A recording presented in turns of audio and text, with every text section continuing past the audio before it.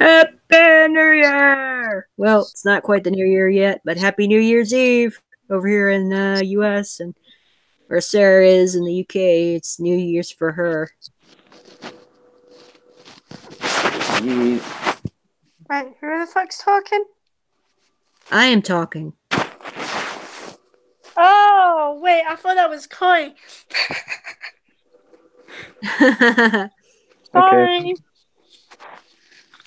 Alright, so Koi Monster's coming. Yes! Yeah. And some of the others might come. We got people in the YouTube chat already. Attack Helicopter Cat. Hi. We got Psionic. Oh yeah, if you want to join, sure. Hold on. I'll send you the link. Call link, that is. Or group link. Sure, you can join in this fun and going over the fun to be had. Hold on. Oh yeah, Marianne, I just want to say something. Yes? Thank you for being a part of my life. Aww. Well, I'm glad to have met you those years ago. Fuck, I'm gonna cry. Aww. Get tissues, hurry. I actually am. Look at it. Oh my god. Look on my screen, I see a giant face. Oh my god. I actually got scared of it. I'm crying as well. Don't be scared. I said I'm crying. Oh my god. Yeah, so I sent a link to you, Psionic. Check your DMs on Discord. And Koi already added you in the Hangouts group. The stream Hangouts group. I already added you in. I'm gonna ask Ancapistani if he's gonna come. You can't actually see my face right now because I'm fucking tearing up.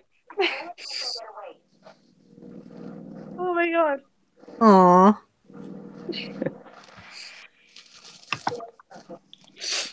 Emotions right now. It's hit really hard at the time of the year. Oh jeez. And are you glad? Are you like so happy to have met some of the others I've introduced to you, like Koi and Revan? And... Yeah. As you can actually tell from my face. Yeah. And Oi, another person. Hello. Welcome. Hi. Hello. It's Mega Man and he's saying Did you see that Bronto Floss video I linked you to? Hang on. I apologize beforehand if I sound a bit groggy. It's fucking 3 in the morning here. Oh. What's going on?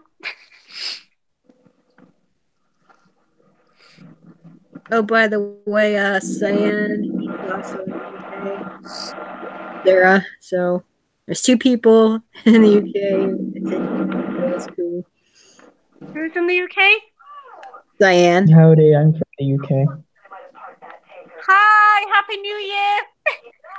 Happy New Year. Happy New Year, mate. I'm sorry. Yeah, wait a bit for Koi Monster. I know she's been here since I first read from the novel that I'm about to continue, and it was agreed that we continue this book like towards the end of this year. But that could wait.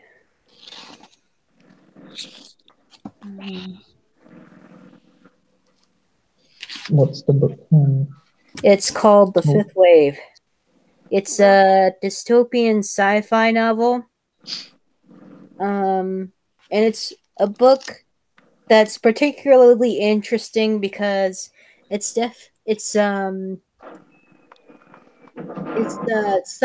something in the middle of the book that I can imagine that government would do through the military onto young children under false pretense of an alien invasion, but except and like in real life, but in this book, there's been an actual alien invasion, and my friend Cro-Magnus and I both agreed that this wasn't something written by someone who is a full devoted believer in the state.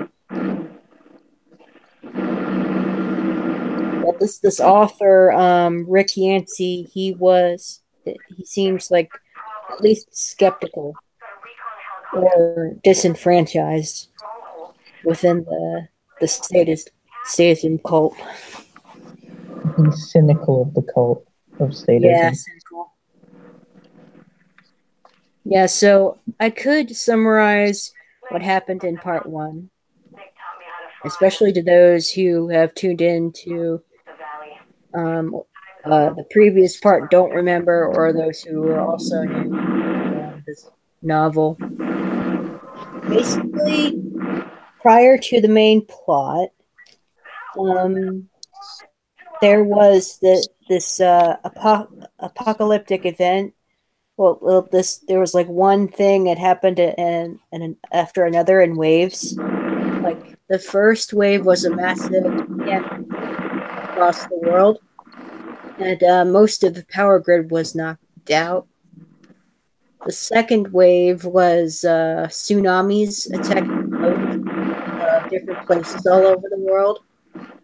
The third was a disease, a plague-like disease. It was really nasty and wiped a bunch of people out. And the fourth is these aliens taking, like it's suspected that the aliens probably took over some of the human beings and started attacking the genuine human beings. That's at least according to this young lady named Cassie, and she's been separated from her family. Both of her parents are dead, and her little brother, she last saw him, was on a bus with military soldiers. So, separation of the family, definitely. And yeah, Cassie has been on her own for quite some time, and she took a bullet hit in her thigh, and she's managed to create a makeshift tourniquet out of a fabric on her, and what's mentioned is some other characters, like friends that she knew from school, and her crush, and as well as her crush. And the second part, and going into the second part, a new character is introduced. It's basically brief, as brief of a summarization as I can get it.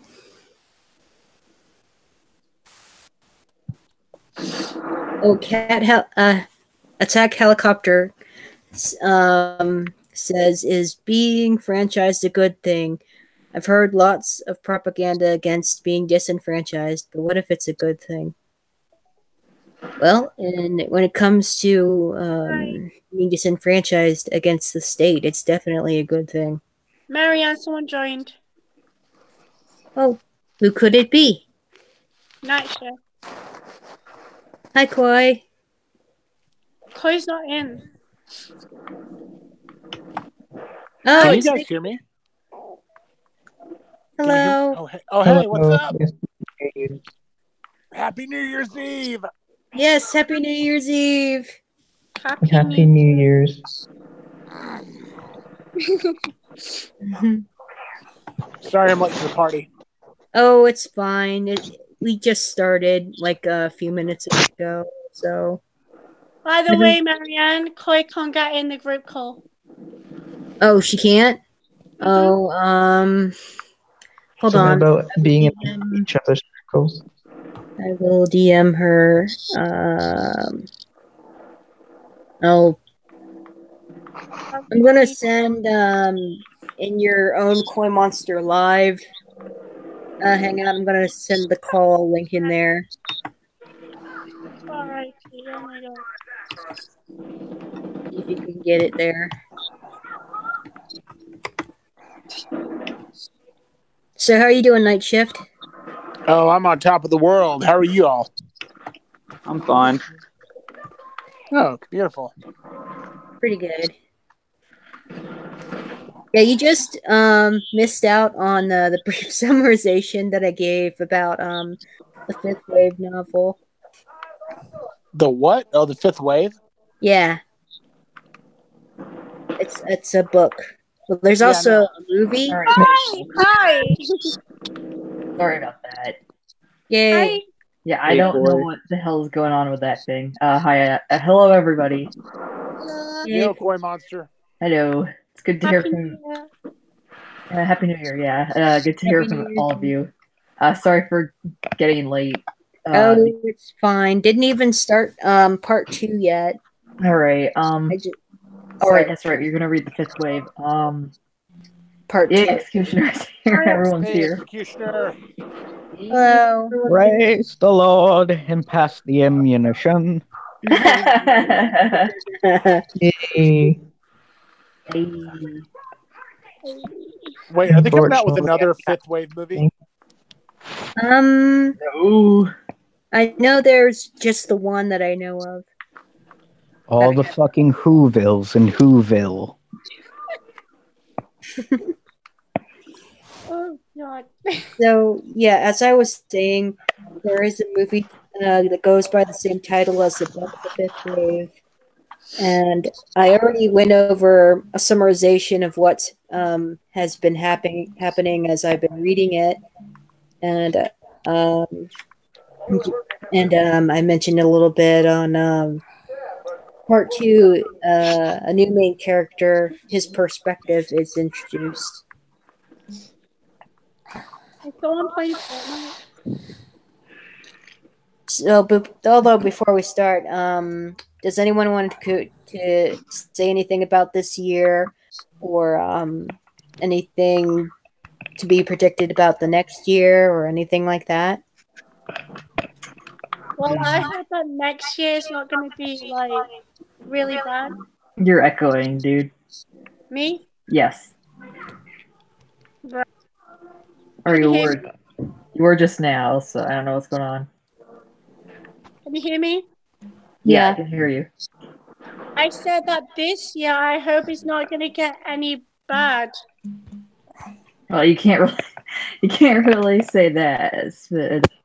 I meant like the drama. Like there's like not going to be any more drama. Oh my god, Ancapistani. Oh my god, please, yes, Yeah, please, please no let more. there be much less drama in Yes, the coming please, year. no drama. Just leave me out of it. Yeah. Yeah, same here.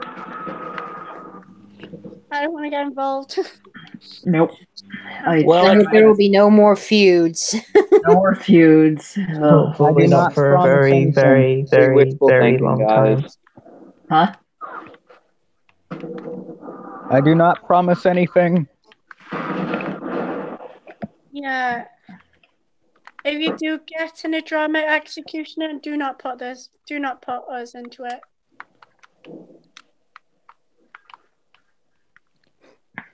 I'm gay. I'm gay. Okay. Hey, that's not What the very hell? woke of you, my dude. You need to you Yeah. know, you need to some think of all idiot the gay decided people to out there. shoot robots, and the robots have they're the most armed in the game. So What game? Fallout 76. Oh, Now there's Yes, a bunch of big hype lasers over flying all over the place. 76 is garbage. Just Rambo, you moron. Garbage. I second this opinion. Well, 2018 has certainly sucked less than the last 2 years than 2017, 2016. It's We know garbage that. day. Sorry, I just had to say that. But you know I love that line. It's garbage day. Oh my god, not that movie. I think this year for me, aside from all the drama stuff Mhm. and having to disassociate with a couple of people I used to be friends with, not going to mention any names, but aside from all that, I think it was overall a pretty good year. I was able to get a job. That's cool. I had to shut down my bookstore. No. Yeah, Oh, yeah, that was months. Thanks, That was taxes. quite a while ago. 2 Thanks, years ago. taxes. And after 2 years of jumping through hoops and having to figure out a way how to get around the freaking catch-22 rules, I was able to get what I needed to get in order to apply for a job. Oh my god. I hope I'm able to keep my business up because I started my own business this year. Yeah. You know what's weird about I had this job at this place and I quit. And what happened, I think a week ago, is that they called me up and said you're scheduled for this weekend, and I'm like, I thought I fucking quit. I told you guys I don't want to work for you guys. Nate the volunteerist would like to join. Yay! Yeah.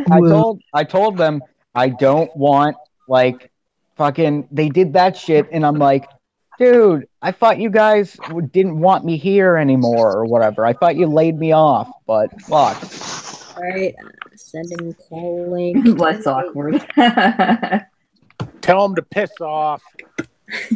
Night shift. How come your avatar is not popping up when you're on the stream here when you talk? I don't know. I have no clue why. Sometimes it does, weird. sometimes it doesn't. That's weird. Yeah, it's weird. Because you have spooky, scary guns. yeah, YouTube is censoring you. Wait, They what? don't like the pew pew things. Because the thing I don't know. Like I don't want to. Manager's office. I don't want to automatically. Oh wait, Executioner also has a gun, but you have scary black guns. Yeah, but he's got a license for that gun. I don't have a license for anything. Yeah, because fuck plastic, dude. He has I an don't even own a imaginary gun. Government, take your plastic and shove it up your acorns. Well, I mean, I have a driver's all I permit. can Does say to that the count? government is this. All I can say to the government is this. I lost all my bump stocks in a tragic boating accident. So, yeah. I lost all my illegal machine guns in a tragic bear accident. I lost mine in Africa. I would guess I that lost reference. all my pen knives, all my butter knives in a shopping accident. I lost all my guns in Africa. Africa? They have guns? Well, the They criminals have do. they have way too many guns. Mm-hmm. You know, That's we need. It's almost as if we should ban. well, the criminals do at least. Because they're criminals. They don't give a shit about laws. No, they don't. Nope. This sector is secure. Now where the hell is it? I fucking find it really amusing that places that have strictest gun laws also have the highest homicide rate. I love you. Get the fucking crack! Oh gosh. Fucking Brazil, fucking highest Bobby- gun law, fucking highest Fucking Bobby homicide. Brown. You know Bobby Brown in Whitney Houston? Fucking one night be like, I love you. Get the fucking crack! Yes, we all saw that Family Guy episode. I would make some crack right now. Our recreational heroin stock is in jeopardy. I need what recreational heroin stock? Anybody wants to add me on Xbox?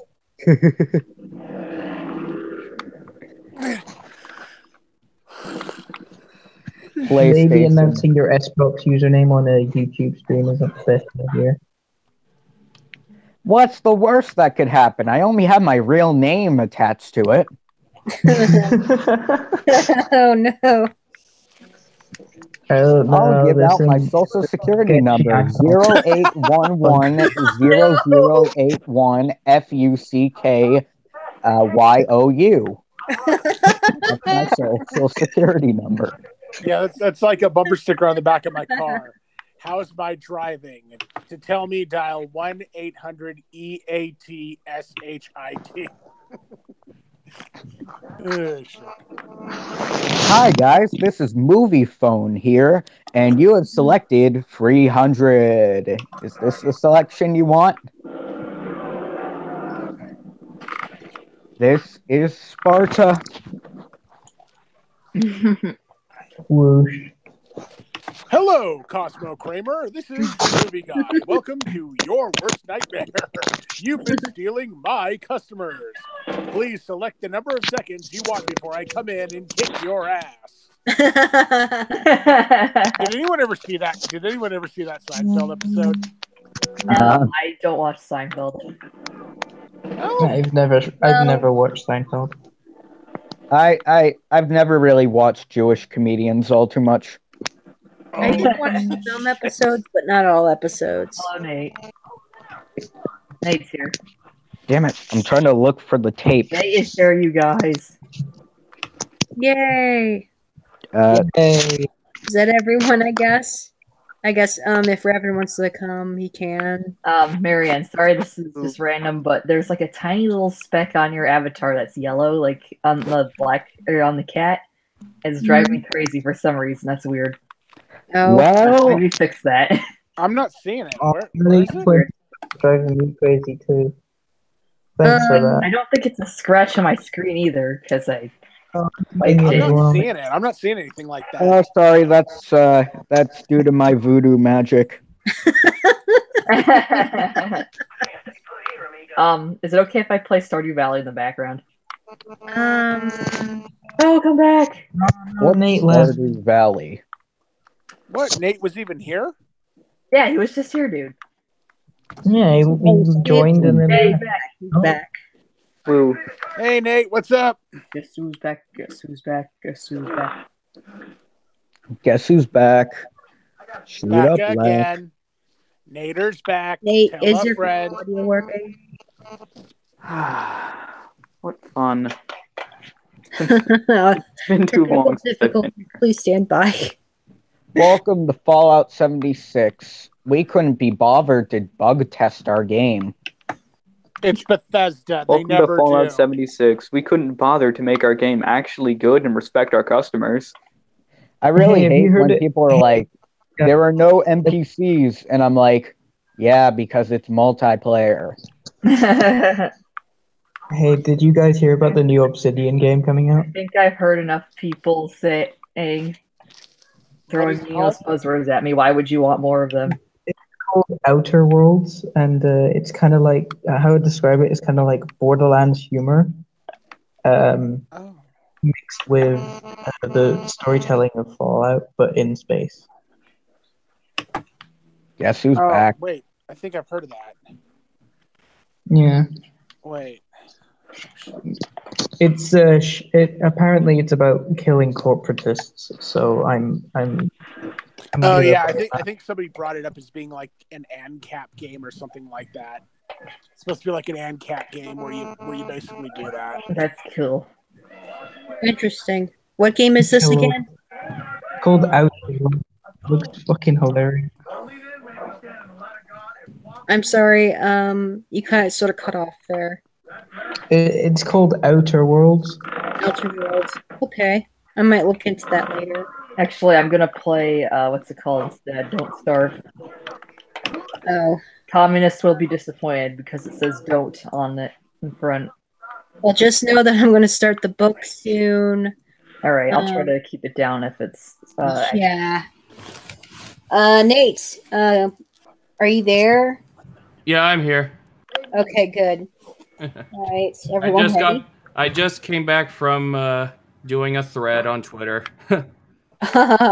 Oh yeah, yeah. the pedophile thing. Yeah, Mhm. that guy is disgusting. Oh. Is it that Alex Peckerwood? Alex Peckerwood? No. Is that Alex guy? Wait, what Yeah, I think so. Let me see. Wait, what are you doing? You're responding to him or something? Yeah, he did. He went on a thread trying to justify adults having sex with children, and I'm like, okay, I'm not gonna have this. I'm gonna. You know how George Takei would react to that? Oh my! Yeah, no. Here's how I react to it: urge to kill rising. And I did, and towards the end, I did the Mr. Dapperton, cocking on his gun. Remember when he debunked that one pedophile? Yeah. Yeah. And then he was like, call it whatever you like, but you better not be having sex with kids. Not when I'm around. Was that Omnipolitics that he was that one? Yeah. Oh, did you hear about Omnipolitics? Apparently he killed himself. Oh, really? That's not really even for. I don't know. I don't know. I have sympathy for the deads sometimes. Well, he's not going to get any sympathy from me at all. He was trying to tell the world that it's okay to have sex with children. I'm sorry, but no. We're not going to allow this. Not in society. But hell, I've heard crazier things from drunk homeless people. What? Oh my gosh. I mean, you're not gonna see me crying any tears about it. No. I've heard weirder shit in Boston. So, anyways, Ancapistani, were you going to start the book? Yes. Going to start part 2, which is titled Wonderland. All right. Chapter 25. Are you reading? Yes. Oh, sweet. Pay attention, dude. Yeah. All right. Well, I wasn't here for most of this. Oh, okay then. Sorry. 'Twas the night before Christmas. No. This isn't that kind of book. Not at all. Before Christmas, and nothing was stirred, but holy shit, a rad roach. It's pretty dark novel. All right, let me start. Okay. Okay. Chapter 25. Call me zombie. Head, hands, feet, back, stomach, legs, arms, chest. Everything hurts. Even blinking hurts. So I try not to move, and I try not to think too much about the pain. I try not to think too much, period. I've seen enough of the plague over the past 3 months to know what's coming. Total system meltdown, starting with your brain. The Red Death turns your brain to mashed potatoes before your other organs liquefy. You don't know where you are, who you are, what you are. You become a zombie, the Walking Dead. If you had the strength to walk, which you don't. I'm dying. I know that. 17 years old and the party's over. Short party. 6 months ago, my biggest worries were passing AP chemistry and finding a summer job that paid enough for me to finish rebuilding the engine of my '69 Corvette. And when the mothership first appeared, sure, that took up some of my thoughts, but after a while it faded to a distant fourth.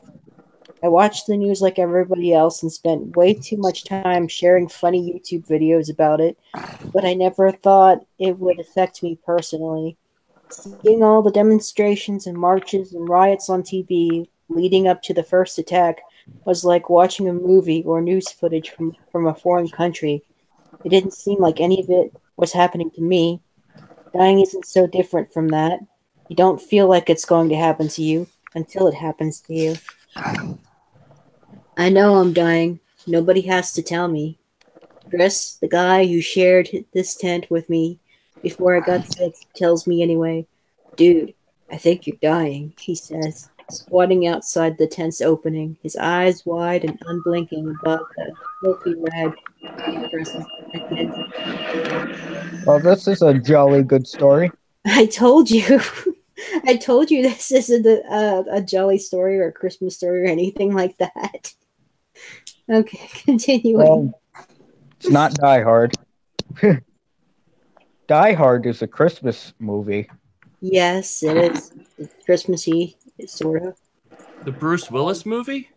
Yeah. Die Hard is a Christmas movie. Yes. Wow. Wow. There are two people in the world: those who think Die Hard is a Christmas movie, and those who are wrong. No, so wrong. Well, there was a Christmas party within the movie plot, I think. It's If been a there's while. snow, it's a Christmas movie. The Shining is a Christmas movie, technically.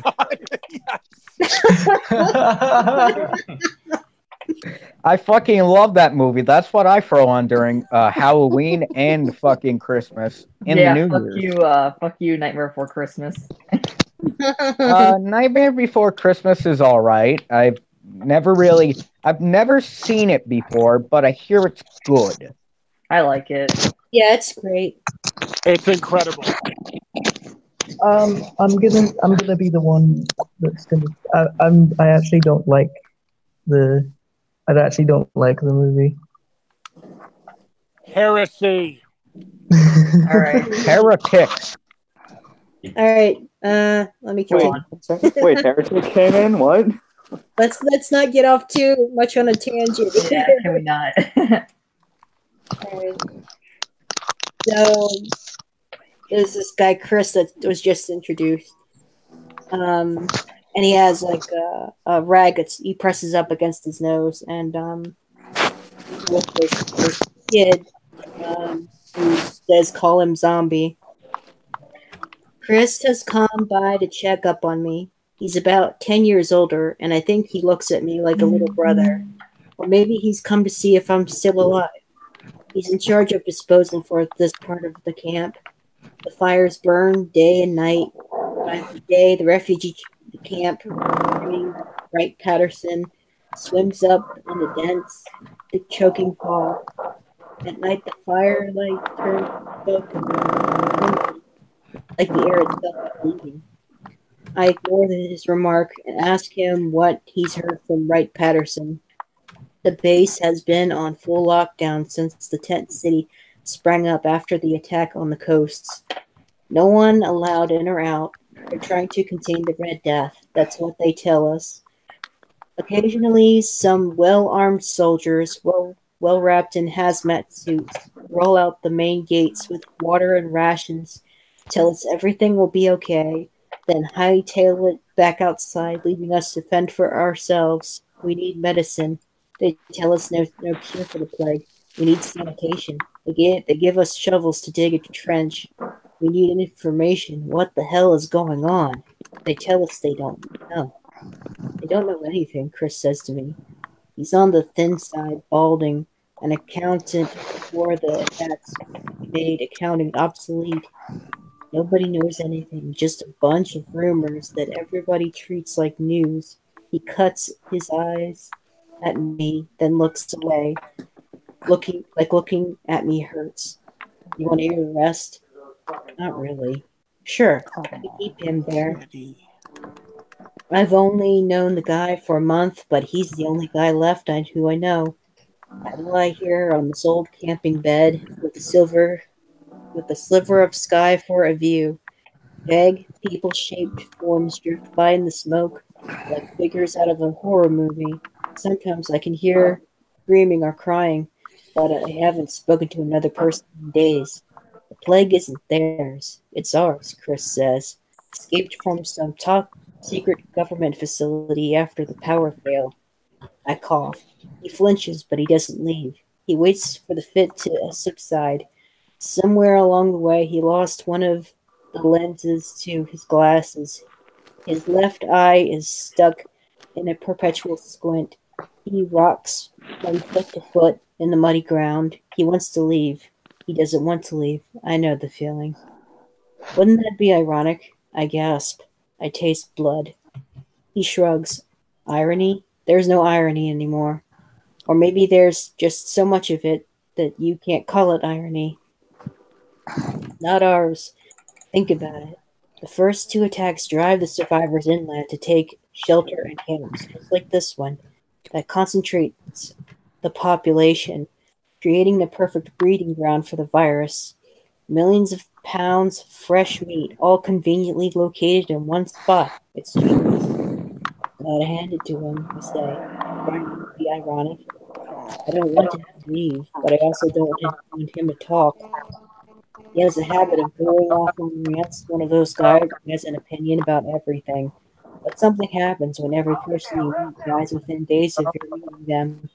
You start being a lot less picky about who you want to hang out with. You can overlook a lot of flaws, and you let go of a lot of personal hang-ups, like the big lie that having your insides turned to soup doesn't scare the living shit out of you. They know how we think, he says. How the hell do you know what they know? I'm getting pissed. I'm not sure why. Maybe I'm jealous. We shared the tent, some water, some food. I'm the one who's dying. What makes him so special? I don't, he answers quickly. The only thing I know is I don't know anything anymore.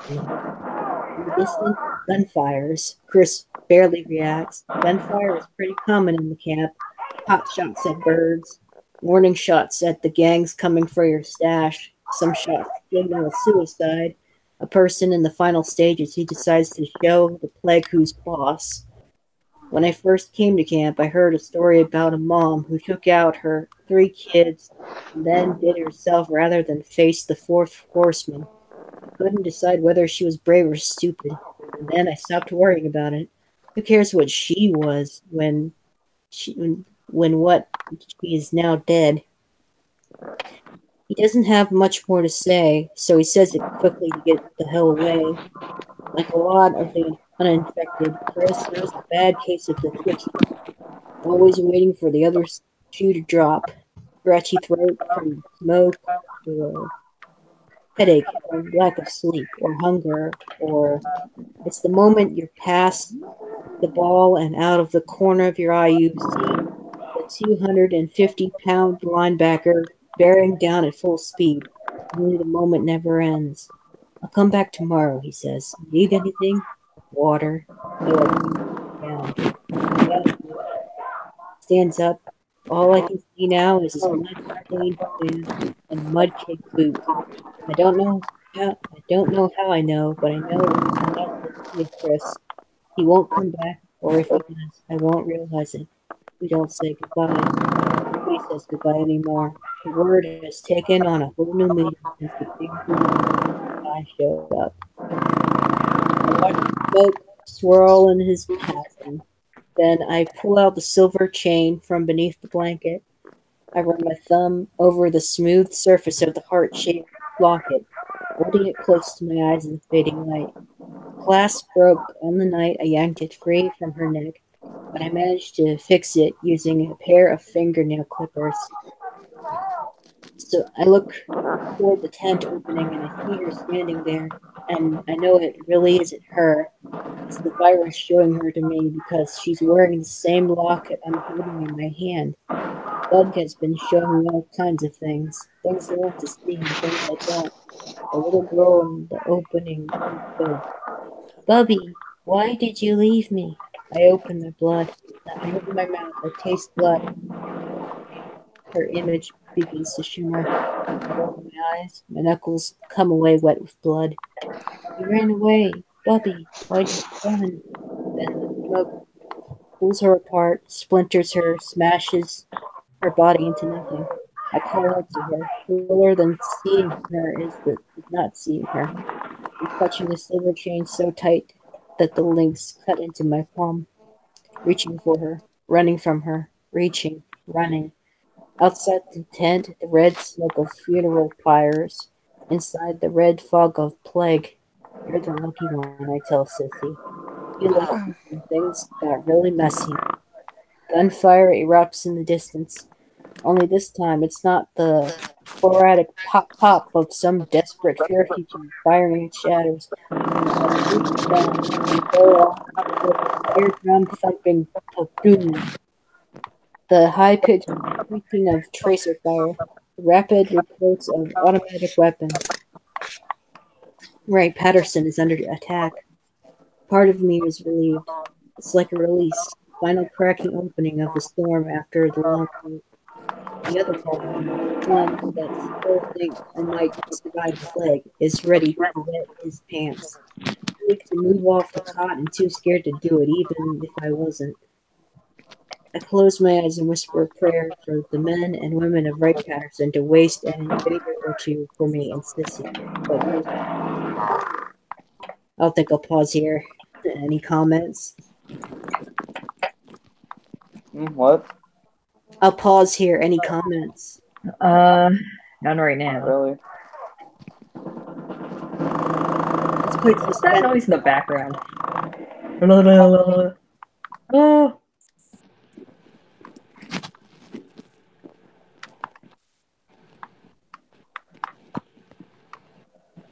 Yeah, so I guess I'll keep going until the initial chapter here, and then we could discuss on what further maybe what's happening. Explosions now. Big explosions. Explosions that make the ground tremble, that vibrate against your skin, that press hard against your temples and push on your chest and squeeze. It sounds as if the world is being ripped apart, which in a way it is. The little tent is choking with smoke, and the opening glows like a triangular eye, a burning ember of bright, hellish red. This is it, I'm thinking. I'm not going to die of the plague after all. I'm going to live long enough to be wasted by an actual alien invader. Wherever we go, quicker anyway. Trying to put a positive spin on my impending demise. A gunshot rings out, very close, judging by the sound of it, maybe 2 or 3 tents down. I hear a woman screaming incoherently, another shot, and then the woman isn't screaming anymore. Then silence, and 2 more shots. The smoke swirls, the red eye glows. I can hear him now, coming toward me, hear his boots squishing in the wet ground. I fumble under the wad of clothing and jumble of empty water bottles beside the cot for my gun, a revolver Chris had given to me on the day he invited me to be his tent mate. "Where's your gun?" he asked. He was shocked to learn I wasn't panicking. "You have to have a gun, pal," he said. "Even the kids have guns. Never mind that I can't hit the broadside of a barn, or that the odds are very good I'll shoot off my own foot. In the post-human age, Chris is a firm believer in the Second Amendment. I wait for him to appear in the opening. Missy's silver locket in one hand, Chris's revolver in the other. In one hand, the past, in the other, the future. That's one way to look at it. Maybe if I play possum, he or it will move on. I watch the opening through slits for eyes, and then he's here, a thick, black pupil in the crimson eye, swaying unsteadily as he leans inside the tent, 3, maybe 4 feet away, and I can't see his face, but I can hear him gasping for breath. I'm trying to control my own breathing, but no matter how shallowly I do it, the rattle of the infection in my chest sounds louder than the explosions of the battle. I can't make out exactly what he's wearing, except his pants seem to be tucked into his tall boots. A soldier? Must be. He's holding a rifle. I'm saved. I raise the hand holding the locket and call out weakly. He stumbles forward. Now I can see his face. He's young, just a little older than I am, and his neck is shiny with blood, and so are the hands that hold the rifle. He goes to one knee beside the couch, and he falls when he sees my face, the sallow skin, the swollen lips, the sunken, bloodshot eyes that are the telltale signs of the plague. Unlike mine, the soldier's eyes are clear and wide with terror. "We had it wrong, all wrong," he whispers. "They're already in here, waiting beside us, beside us." 2 large shapes leap up through the opening. One grabs the soldier by the collar and drags him outside. I raise the old revolver, or try to, because it slips before I can lift it 2 inches above the blanket. Then the second one is on me, knocking the revolver away, yanking me. The aftershock of pain blinds me for a second. He yells back. He yells over his shoulder as his buddy, who has just gotten back inside, "Scan him!" A large metal disc is pressed against my forehead. He's clean and thick. Both men are dressed in fatigues, the same fatigues worn by the soldiers they took away. "What's your name, buddy?" one of them asks. I shake my head. I'm not getting this. My mouth opens. No intelligible sound comes out. "He's gone zombie," his partner says. "Leave him." The other one nods, rubbing his chin, looking down at me. Then he says, "The commander ordered retrieval of all uninfected civilians." He tucks the blanket around me, and with one fluid motion, heaves me out of the bunk and over his shoulder. As a definitively infected civilian, I'm pretty shocked. "Chill, zombie," he tells me. You're going to a better place now." I believe him, and for a second I let myself believe I'm not going to die after all. That's the end of chapter 25. Quite intense so far, isn't it?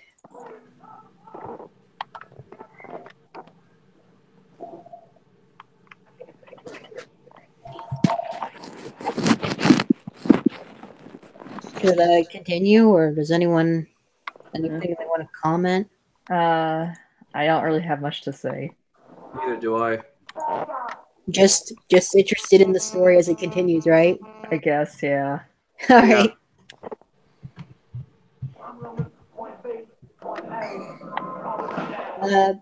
I picked a good book to start reading a while back, didn't I?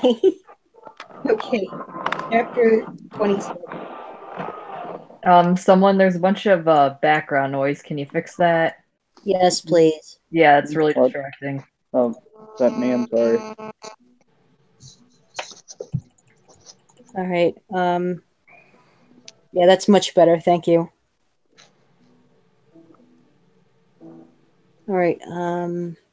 Chapter 26. They take me to a quarantined floor at the base hospital reserved for plague victims, nicknamed the Zombie Ward, where I get an armful of morphine and a powerful cocktail of antiviral drugs. I'm treated by a woman who introduces herself as Dr. Pam. She has soft eyes, a calm voice, and very cold hands. She wears her hair in a tight bun, and she smells like hospital disinfectant mingled with a hint of perfume. The two smells don't go well together. "I have a 1 in 10 chance of survival," she tells me. I start to laugh. Must be a little delirious from the drugs. 1 in 10? And here I was thinking the plague was a death sentence. I couldn't be happier. Over the next 2 days, my fever soars to 104. I break into a cold sweat, and even my sweat is flecked with blood. I float in and out of a delirious twilight sleep, while they throw everything at the infection. There is no cure for the Red Death. All they can do is keep me doped up and comfortable until the bug decides whether it likes the way I taste. The past shoves its way in. Sometimes Dad is sitting next to me, sometimes Mom, but most of the time it's Sissy. The room turns red. I see the world through a diaphanous curtain of blood. The ward recedes behind the red curtain. It's just me and the invader inside me, and the dead. Not just my family, but all the dead. All, however many billion of them, reaching for me as I run. Reaching, running. And it occurs to me that there is no real difference between us, the living and the dead. It's just a matter of tense, past dead and future dead. On the third day, the fever breaks. By the fifth, I'm holding down liquids, and my eyes and lungs have begun to clear. The red curtain pulls back, and I can see the ward, the gowned and masked doctors and nurses and orderlies, the patients in various stages of death, past and future, floating on the gentle sea of morphine, or being wheeled out of the room with their faces covered, the present dead. On the sixth day, Dr. Pam declares the worst over. She orders me off all meds, which kind of bums me out. I'm going to miss my morphine. Not my call, she tells me. You're being moved into the convalescent ward until you get back on your feet. We're going to need you. Need me? For the war. The war. I remember the firefight, the explosions, the soldier bursting into the tent, and they're inside us. What's going on? I ask. What happened here? She's already turned away, handing my chart to an orderly and telling him in a quiet voice, but not so quiet I can't hear. Bring him to the exam room at 1500 hours after he's clear of the meds. Let's tag and bag it.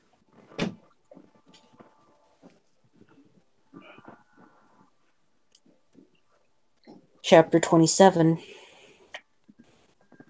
I'm taken to a large hangar near the entrance to the base. Everywhere I look, there's signs of the recent battle.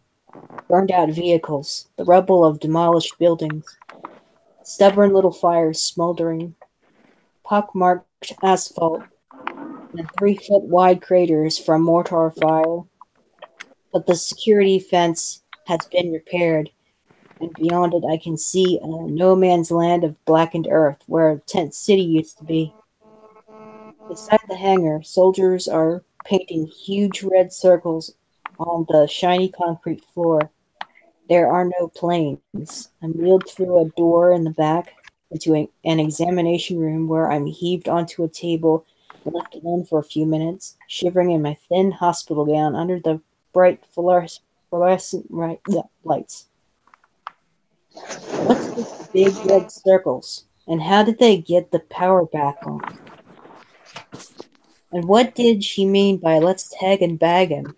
Can't keep my thoughts from flying in every direction. What happened here? If the aliens attacked the base, where are the dead aliens? Where's their downed spacecraft? How did we manage to defend ourselves against an intelligence thousands of years more advanced than ours and defeat it? The inner door opens and Dr. Pam comes in. He shines a bright light in my eyes, listens to my heart, my lungs, thumps on a couple of places. She shows me a silver gray pellet about the size of a grain of rice. What's that? I asked. I half expect her to say it's an alien spaceship. We've discovered they're the size of an amobia. Instead, she says the pellet is a tracking device hooked into the base's mainframe. Highly classified, been used by the military for years. The idea is to implant all surviving personnel. Each pellet transmits its own unique signal, a signature that can be picked up by detectors as far as a mile away. Keep track of us, she tells me, to keep us safe. She gives me a shot in the back of my neck to numb me, then inserts the pellet under my skin near the base of my skull. She bandages the insertion point, then helps me back into the wheelchair and takes me into the adjoining room. It's much smaller than the first room. White reclining chair that reminds me of a dentist's. A computer and monitor. She helps me into the chair and proceeds to tie me down. Straps across my wrists, straps across my ankles. Her face is very close to mine. The perfume has a slight edge today for the disinfectant in the odor wars. He doesn't miss my expression. Don't be scared, he says. It isn't painful. Scared, I whisper. What isn't? She steps over to the monitor and starts punching in commands. It's a program we found on a laptop that belonged to one of the infested, Dr. Pam explains. Before I can ask what the hell an infested is, she rolls on. We're not sure if the infested had been using it for, but we know it's perfectly safe. Its code name is Wonderland. What's it do? I ask. I'm not sure what she's telling me, but it sounds like she's telling me that the aliens had somehow infiltrated Ray Patterson and hacked into its computer system. I can't get the word infested out of my head, or the bloody face of the soldier bursting into my tent there inside us. It's a mapping program, she answers, which really isn't an answer. What does it map? She looks at me for one long, uncomfortable moment, as if she's deciding whether to tell the truth. It maps you. Close your eyes. Big, deep breath, counting down from 3, 2, 1, and the universe implodes. Suddenly I'm there, 3 years old, holding on to the sides of my crib, jumping up and down and screaming like someone's murdering me. I'm not remembering that day. I'm experiencing it. Now I'm 6, swinging my plastic baseball bat, the one I loved, the one I forgot I had. 10 now, riding home from the pet store with a bag of goldfish in my lap and debating names with my mom. She's wearing a bright yellow dress. 13. It's a Friday night and I'm playing Pee-wee football and the crowd is cheering, going deep. The reel begins to slow. I feel like I'm drowning in the dream of my life. My legs kick helplessly against the restraints, strapped in tight, running. First kiss. Her name is Lacey, my ninth grade algebra teacher and her horrible handwriting. Getting my driver's license. Everything there. No blank spaces. All of it pouring out of me while I'm pouring into Wonderland. All of it. Green blob in the night sky. Holding the boards while Dad nails them over the living room windows. The sound of gunfire down the street. Glass shattering. People screaming. And the hammer falling. Bam, bam, bam. Blow out the candles. Mom's hysterical whisper. Can't you hear them? They're coming. My father, calmly in the pitch black. If anything happens to me, take care of your mother and baby sister. I'm in free fall. Terminal cross. There's no escaping it. I won't just remember that night. I'll live it all over again. It has chased me all the way to Tent City. The thing I ran from, that I'm still running from, the thing that's never let me go. What I reach for, what I run for. Take care of your mother. Take care of your baby sister. The front door crashes open. Dad fires point blank into the chest of the first intruder. The guy must have been high or something because he just keeps coming. I see a sawed-off shotgun in my father's face, and that's the last I see of my father's face. The room fills with shadows, and one of the shadows is my mother, and then more shadows and hoarse shouts, and I'm tearing up the stairs, cradling Sissy in my arms, realizing too late I'm running toward a dead end. A hand clutches my shirt and flings me backward, and I tumble back down the stairs, shielding Sissy with my body, backing down headfirst at the bottom. Then shadows, huge shadows, and a swarm of fingers pulling her out of my arms, and Sissy screaming, Bubby, Bubby, Bubby, Bubby. I reach for her in the dark. My fingers hook onto the locket around her neck and tear the silver chain free. Then, like the day the lights blinked out forever, my sister's voice abruptly dies.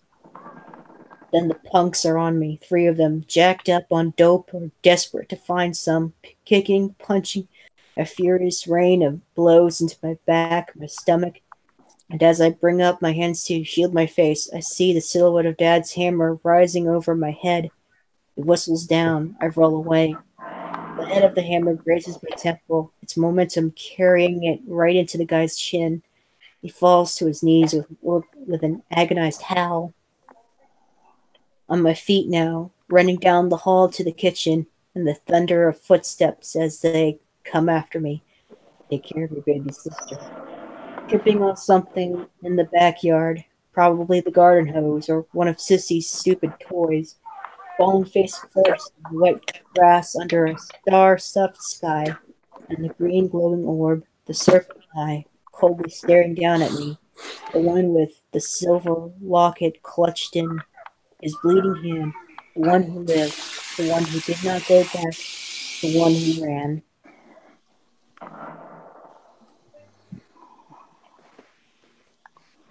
Going crazy now. Ooh, sounds promising. Yeah. Oof. Hi. Hi, anyways, and Happy New Year. Happy New Year. Pineapple's here. Hi, Pineapple. Yay. Hey. I gotta get going because I got some house chores I need to do. Okay. So Okay. Well, thanks for stopping by. Yeah. Yeah, sure. Catch up Look- on this later. Gonna get Yeah, I'd better like from here. Yeah, I'd like to do this again. Yeah. Absolutely love to.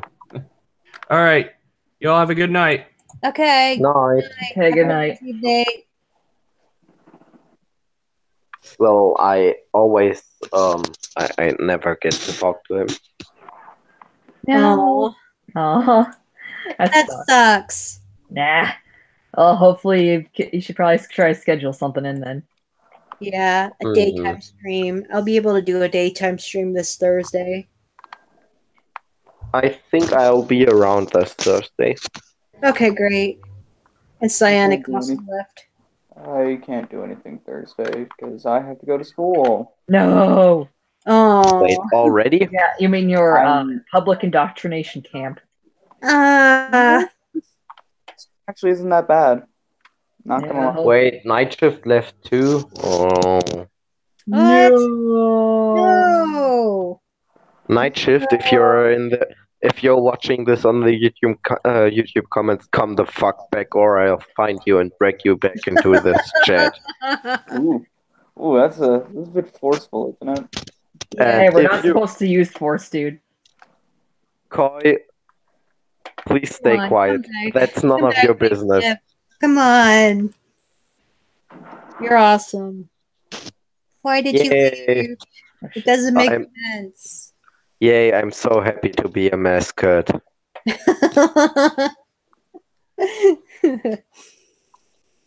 Now I'm basically a furry with a job. Since when are furries pineapples? You can be a pineapple furry. Yeah. Or a furry that smells like pineapple. Ooh. Wait, so I'm a fruity now.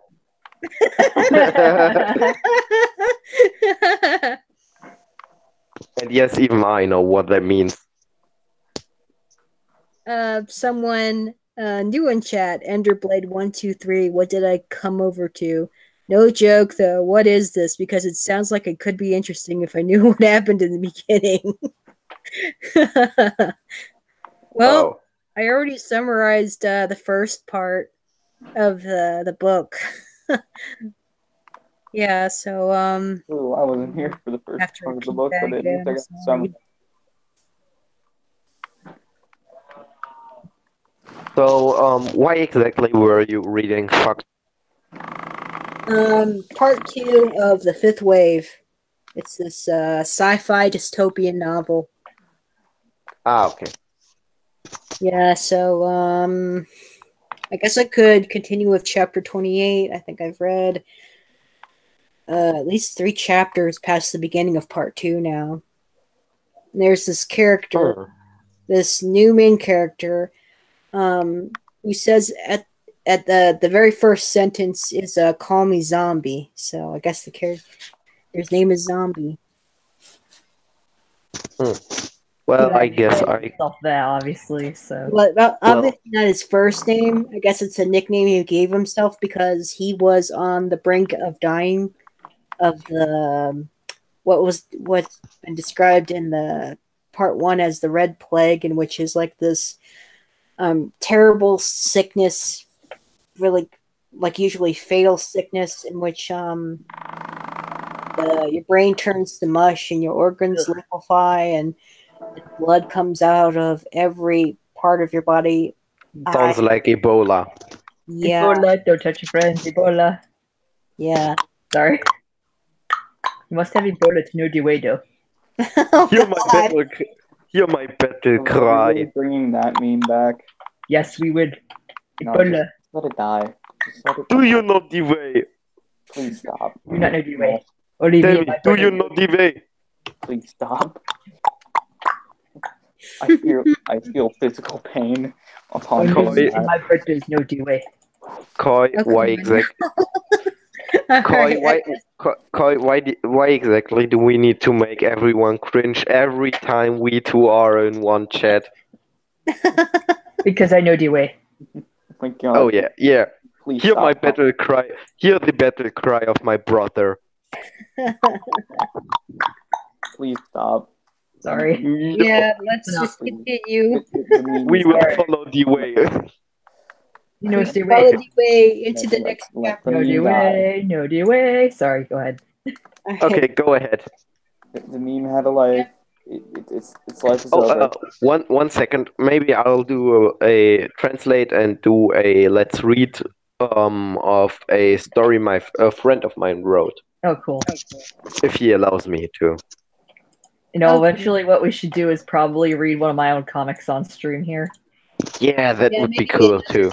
That'd be cool. Yeah, because I'm working on an original one, and I'm still working on that fan comic for The Legend of Korra. It's an AIU story.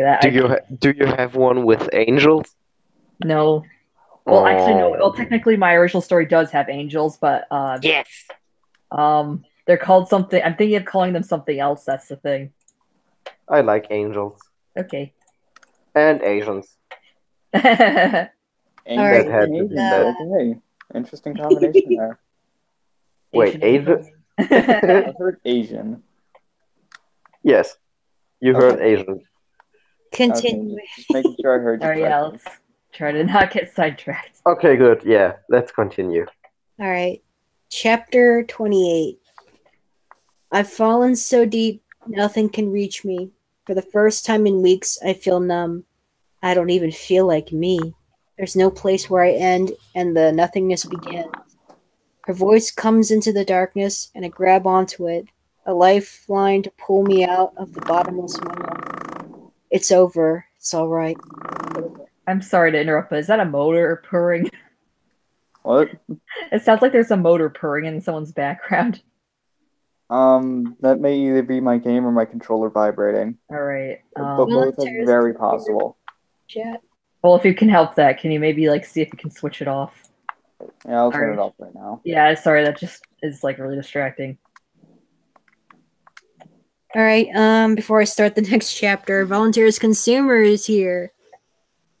Ooh. Yay. Dude, you are so late. Just started part 2. Maybe 3 chapters in. You're gonna have to catch up later, dude. Okay. Is he in the chat? Yes, he's in the YouTube chat. I just saw 2 of his messages. He said, "Heyo, sorry." All right, all is forgiven this time. I'm kidding. Okay, let's finally get the next chapter started here. Chapter 28. All right, just starting from the beginning again. I've fallen so deep, nothing can reach me. For the first time in weeks, I feel numb. I don't even feel like me. There's no place where I end and the nothingness begins. Her voice comes into the darkness, and I grab onto it, a lifeline to pull me out of the bottomless well. It's over. It's all right. It's over. I break the surface into the real world, gasping for air, crying uncontrollably like a complete pansy. I'm thinking, "You're wrong, Doc. It's never over. It just goes on and on and on and on." Her face swims into view, and my arm jerks against the restraint as I try to grab her, pleading to make this stop. "What the hell was that?" I ask in a croaky whisper. My throat is burning, my mouth dry. I feel like I weigh about 5 pounds, like all the flesh has been torn from my bones, and I thought the plague was bad. "It's a way for us to see inside you, to look at what's really going on," she says gently. She runs her hand over my forehead. The gesture reminds me of my mother, which reminds me of losing my mother in the dark, of running from her in the night, which reminded me I shouldn't be strapped down in this white chair. I should be with them. I should have stayed and faced what they faced. Take care. I hate to interrupt, but are the fireworks in my background echoing through? No, I don't hear anything. No. Great. For once, thank God. Yep, no fireworks. Yay. Yay. No Great. distractions. No distractions. Sorry, go. All right. Take care of your little sister. That's my next question, I say, fighting to stay focused. What's going on? They're inside us, she answers. We were attacked from the inside by infected personnel who'd been embedded in the military. She gives me a few minutes to process this while she wipes the tears from my face with a cool, moist cloth. It's maddening how motherly she is, and the soothing coolness of the cloth, pleasant torture. She sets aside the cloth and looks deeply into my eyes. Using the ratio of infected to clean here at the base, we estimate that 1 of every 3 surviving human beings on Earth is one of them. She loosens the straps. I'm insubstantial as a cloud, light as a balloon. When the final strap comes free, I expect to fly out of the chair and smack the ceiling. Would you like to see one? She asks, holding out her hand. And go straight to chapter 29 since this was a really short chapter. She wheels me down a hallway to the elevator. It's a one-way express that carries us several hundred feet below the surface.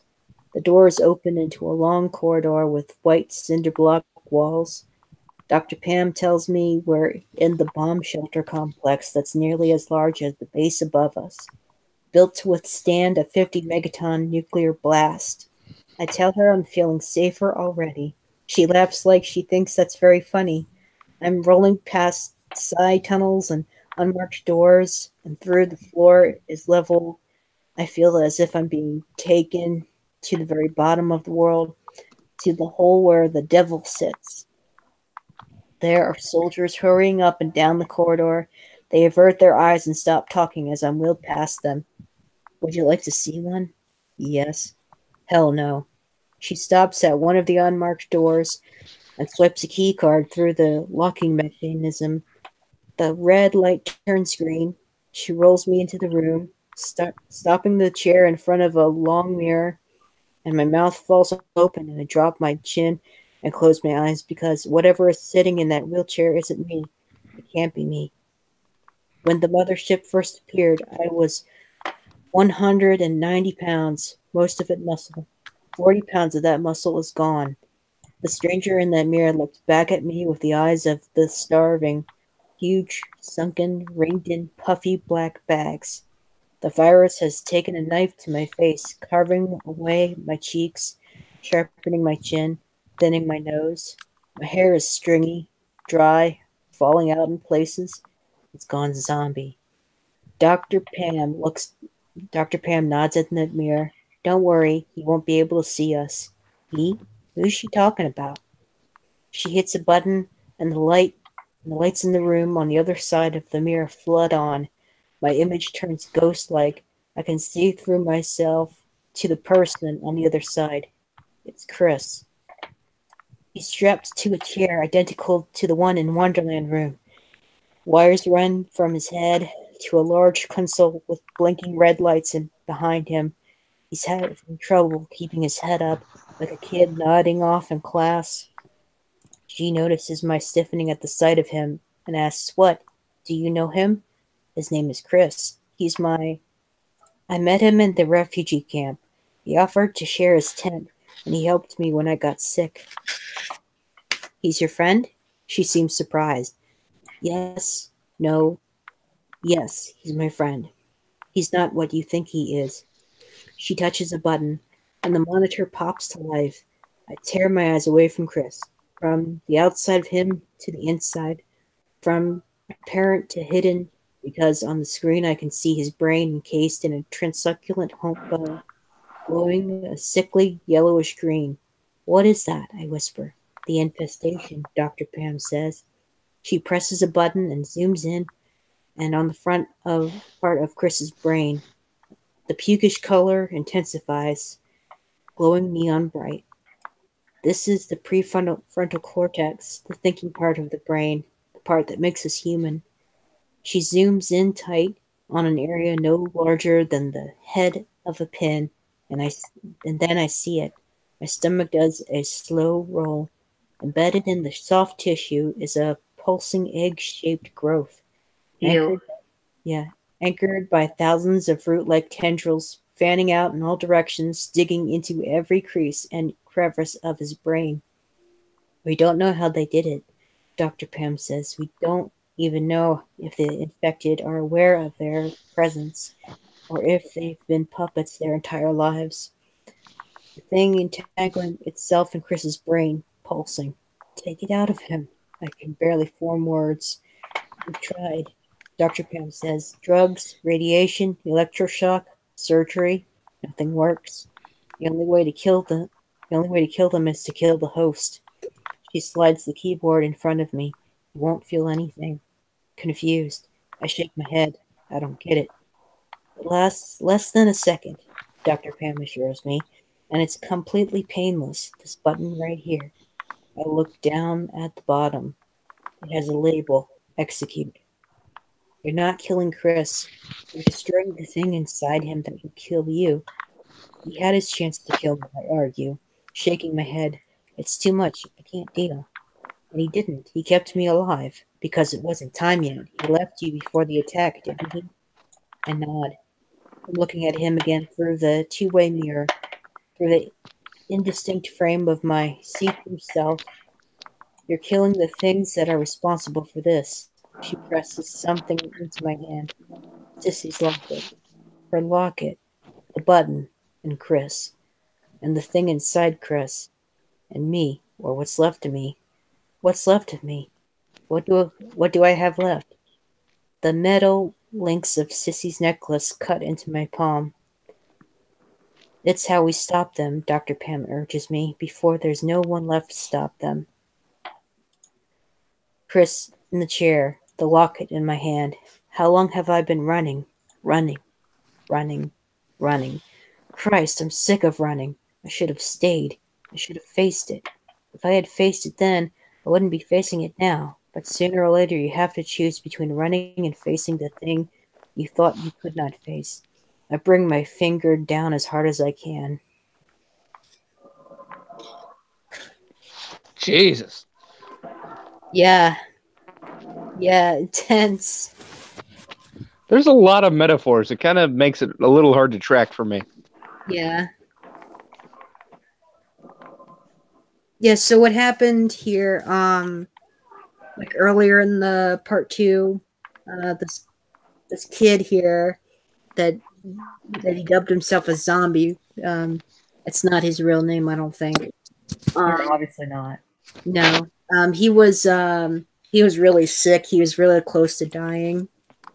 He had like this disease that's described sort of like Ebola. Sorry. I'll stop that.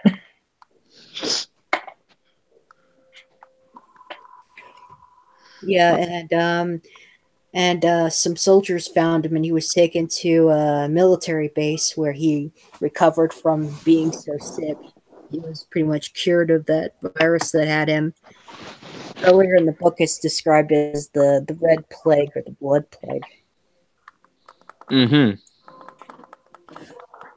And I get there was this one part in which he was strapped down, and there was this program called Wonderland, and before he literally saw his life flashing before his eyes and re-experiencing it, and it was sort of going by too fast, and it was really overwhelming for him.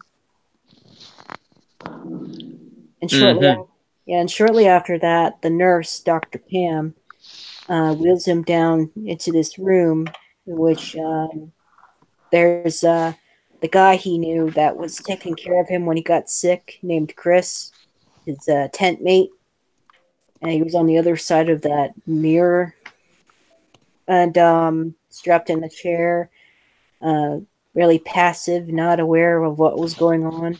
And Dr. Pam showed him that one of these alien invaders had infested Chris's brain, and she said that she wasn't killing Chris. She's destroying the thing inside him that would kill the narrating person, and that Chris is no more. And yeah, that's basically what has happened up to now. Yeah, I think Zombie Kid, nicknamed himself that, hit the execute button. Whoa. Yeah. Well, hey, I just wanted to pop in and say Happy New Year to everybody. Happy New Year. Happy New Year. I had a little bit too much of the celebrations, so I'm heading out. I really, because I didn't get to celebrate really at all. Good night, folks. Night. All right. Yeah, Happy New Year, dude. Happy New Year's Eve.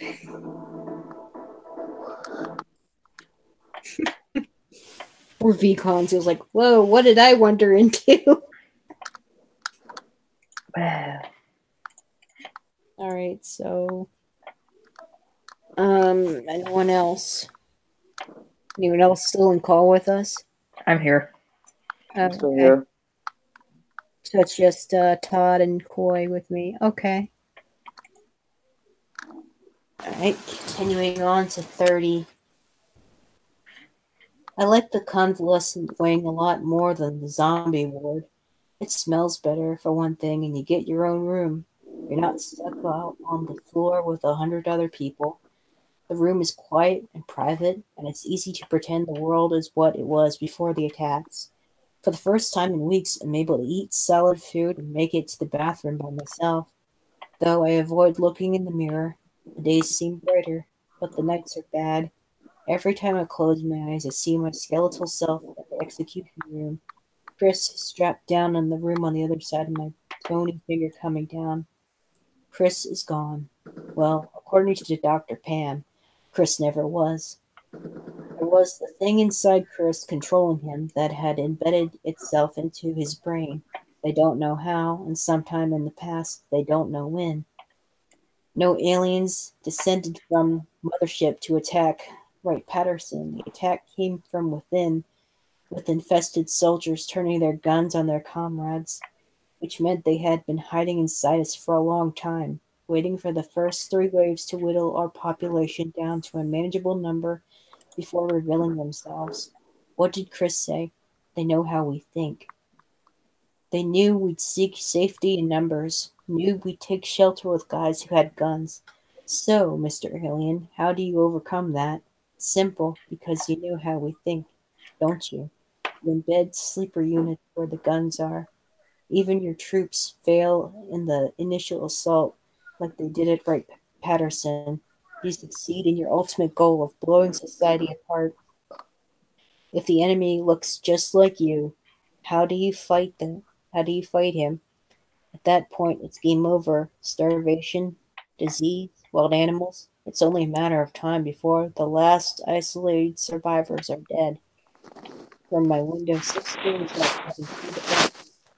Around at dusk, a convoy of yellow school buses rolls out, escorted by Humvees. Buses return several hours later, loaded down with people, mostly kids. Though it's hard to tell in the dark. We were taken into the hangar to be tagged and bagged. They infested, winnowed out, and destroyed. That's what my nurses tell me anyway. To me, the whole thing seems crazy, given what we know about the attacks. How did they kill so many of us so quickly? Oh yeah, because humans herd like sheep. And now here we are, clustering again, right in plain sight. We might as well paint a big red bullseye on the base. Here we are, fire when ready. And I can't take it anymore. Even as my body grows stronger, my spirit begins to crumple. I really don't get it. What's the point? Not their point. That's been pretty damn clear from the beginning. I mean, what's the point of us anymore? I'm sure if we didn't cluster again, they'd have another plan. Even if that plan were using infested assassins to take us out one stupid, isolated human being at a time. There's no winning. If I had somehow saved my sister, it wouldn't have mattered. I would have brought her to another month or 2 tops. I would have bought her another month or 2 tops. We're the dead. There's no one else now. There's the past dead and the future dead. Corpses and corpses to be. Somewhere between the basement room and this room, I lost Sissy's locket. I wake up in the middle of the night, my hand clutching empty air, and I hear her screaming my name like she's standing 2 feet away, and I'm furious. I'm pissed as hell, and I tell her to shut up. I lost it. It's gone. Dead like her, and doesn't she get it? Zombie, that's me. I stop eating. I refuse my meds. I lie in bed for hours, staring at the ceiling, waiting for it to be over, waiting to join my sister and the 7 billion other lucky ones.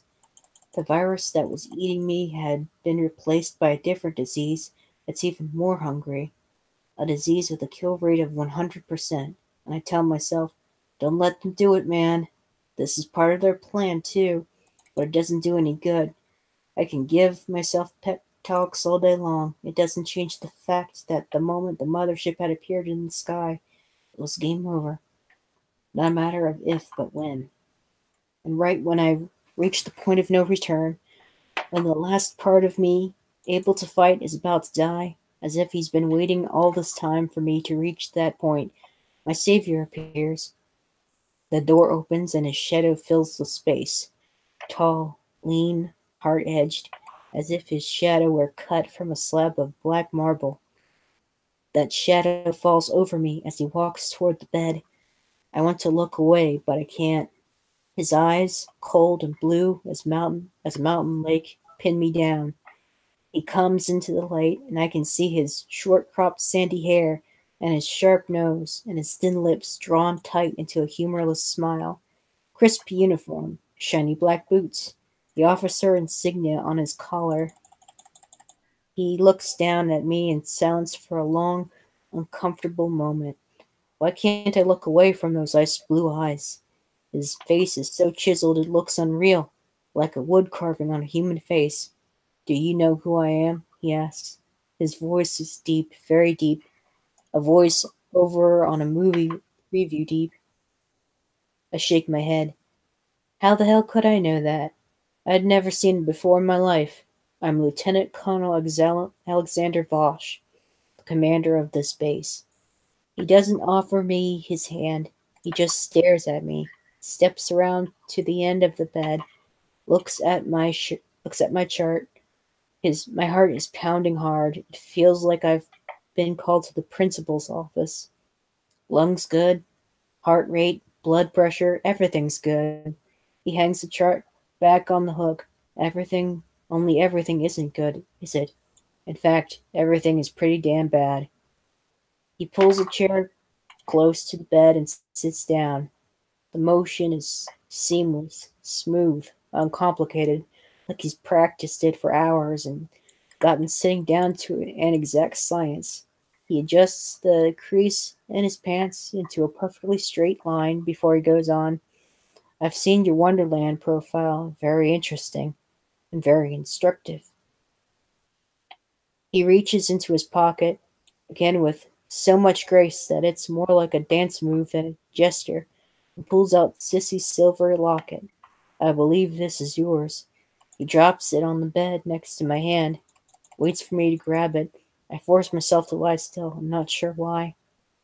His hand returns to his breast pocket. He tosses a wallet-sized photo into my lap. I pick it up.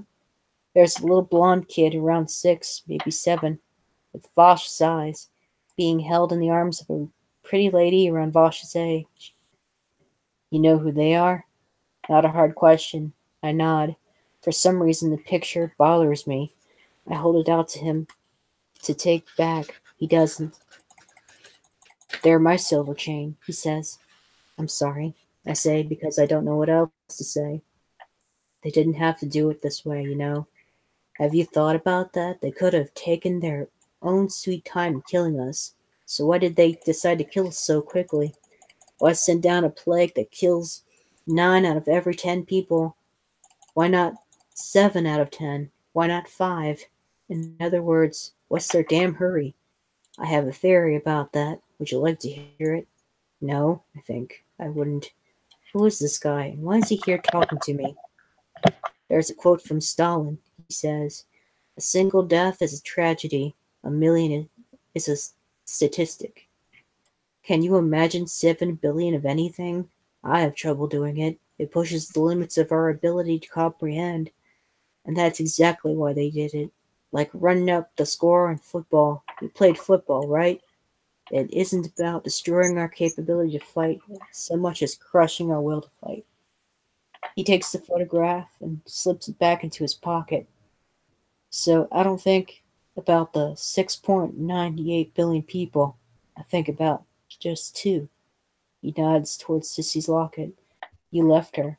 When she needed you, you ran. And you're still running. Don't you think it's time you stop running and fight for her? I open my mouth. And whatever I meant to say comes out as, she's dead. He waves his hand in the air. I'm being stupid. We're all dead, son. Some of us are just a little further along than others. You're wondering who the hell I am and why I'm here. Well, I told you who I am, and now I'm going to tell you why I'm here. Good, I whisper. Maybe after he tells me, he'll leave me alone. He's weirding me out. Something about the way he looks at me with that icy stare. There's no other word for it. Hardness of him, like he's a statue come to life. I'm here because they've killed almost all of us, but not all of us. Then that's their mistake, son. That's the flaw of their plan. Because if you don't kill all of us at once, whoever's left are not going to be the weak ones. The strong ones, and only the strong ones, will survive. Bent but unbroken. If you know what I mean, people like me, and people like you. I'm shaking my head. I'm not strong. Well, that's where you and I will have to disagree. You see, Wonderland doesn't map out your experiences, it maps out you. It tells us not just who you are, but what you are, your past, and your potential. And your potential, I kid you not, is off the charts. You know exactly who you need at exactly what time you need it. He stands, towering over me.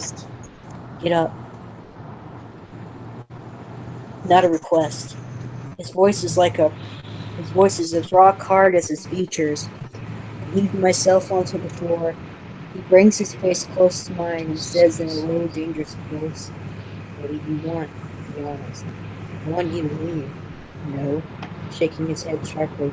"What do you want?" I feel my lower lip poking out like a tiny kid about to collapse completely. My eyes are burning. I bite down hard on the edges of my tongue and force myself not to look away from the cold fire in his eyes. "Do you want to die?" Do I nod? Can't remember. Maybe I did because he says, "I'm not going to let you." So now what? So I guess I'm gonna live. No, you're not. You're gonna die. You're going to die. And there's nothing you and I or anyone else can do to stop it. You, me, everyone left on this big, beautiful, blue planet is going to die. Make way for them. It's cut right to the heart of it. It's the perfect thing to say at the perfect moment. And what he's been trying to get out of me suddenly explodes. Then what's the point, huh? I shout into his face. What's the fucking point? You have all the answers, so tell me, because I have no idea anymore why I should give a damn. He grabs me by the arm and slings me towards the window. He's beside me in 2 seconds. Melum Serie. Can somebody kick me? Yes. I can hear For you. some reason, it won't let me back into the call. You're here right now, dude, though. Yeah, you're here right now. Yeah, I know, but I can't mute my mic because it won't let me back into the video chat. Oh, huh. Yeah.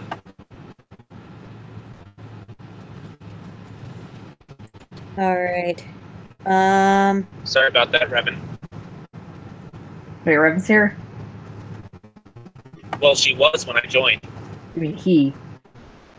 Yeah, and then I can't even join Sarah's call because she called me in DM and it won't let me out. Oh.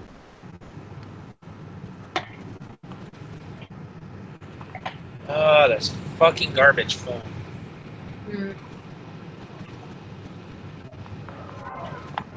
Happy New Year's Eve. Yeah, Happy New Year's Eve. Yep, Happy New Year's. When it gets to that point for the rest of us. Couldn't join call. Well, duh, I'm already in the damn call. Revan says, yeah, I'm here. Revan, why won't you talk to us? Come back. Yeah. Revan, come back.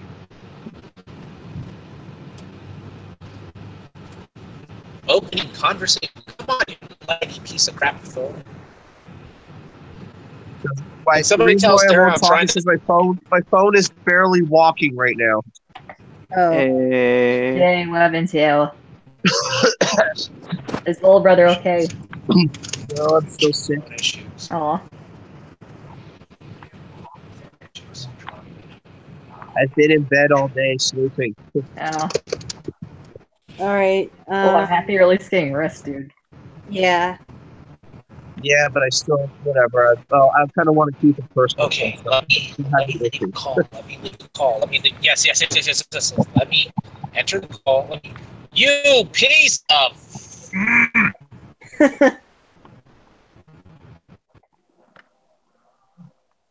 There you go. I muted Malum.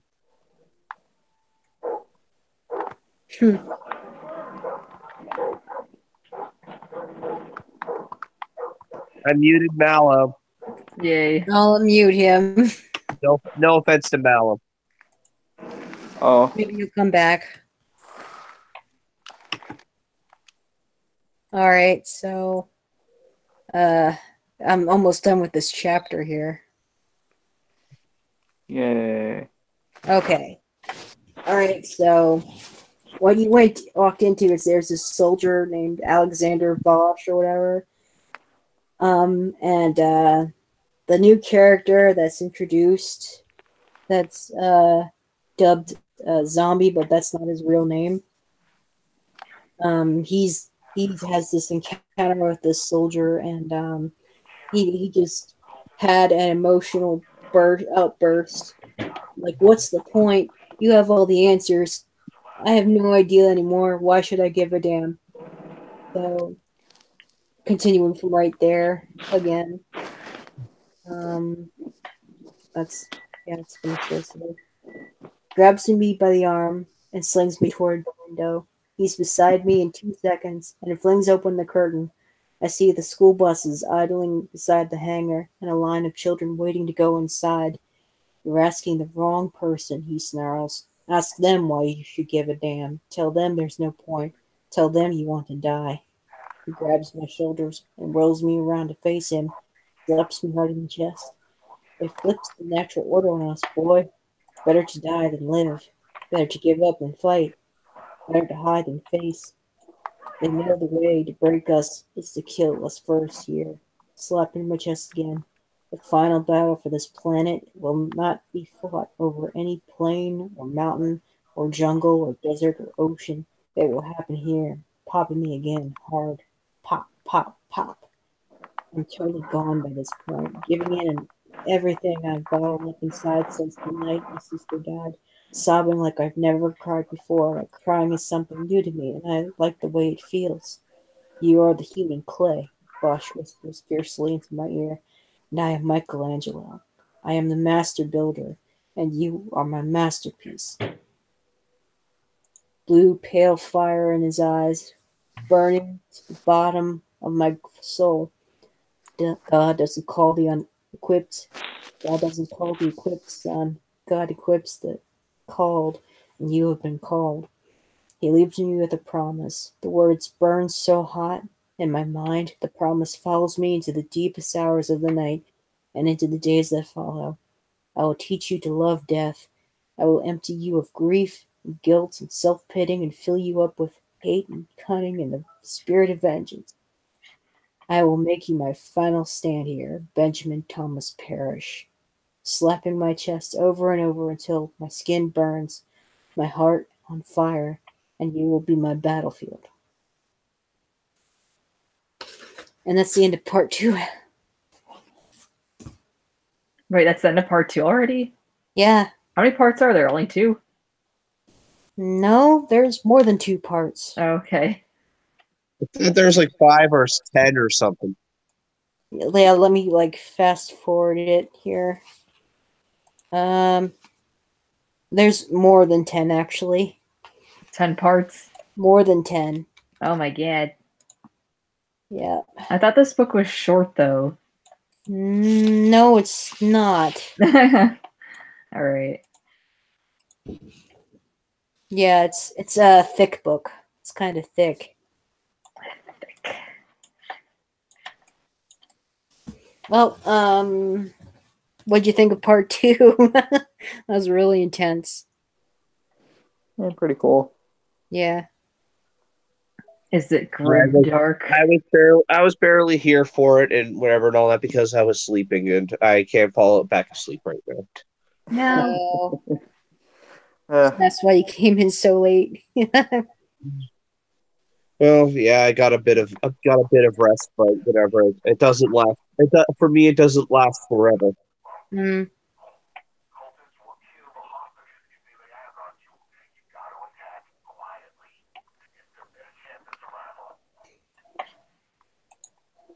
Yeah, so the actual name of this character was revealed. Ben Thomas Parrish.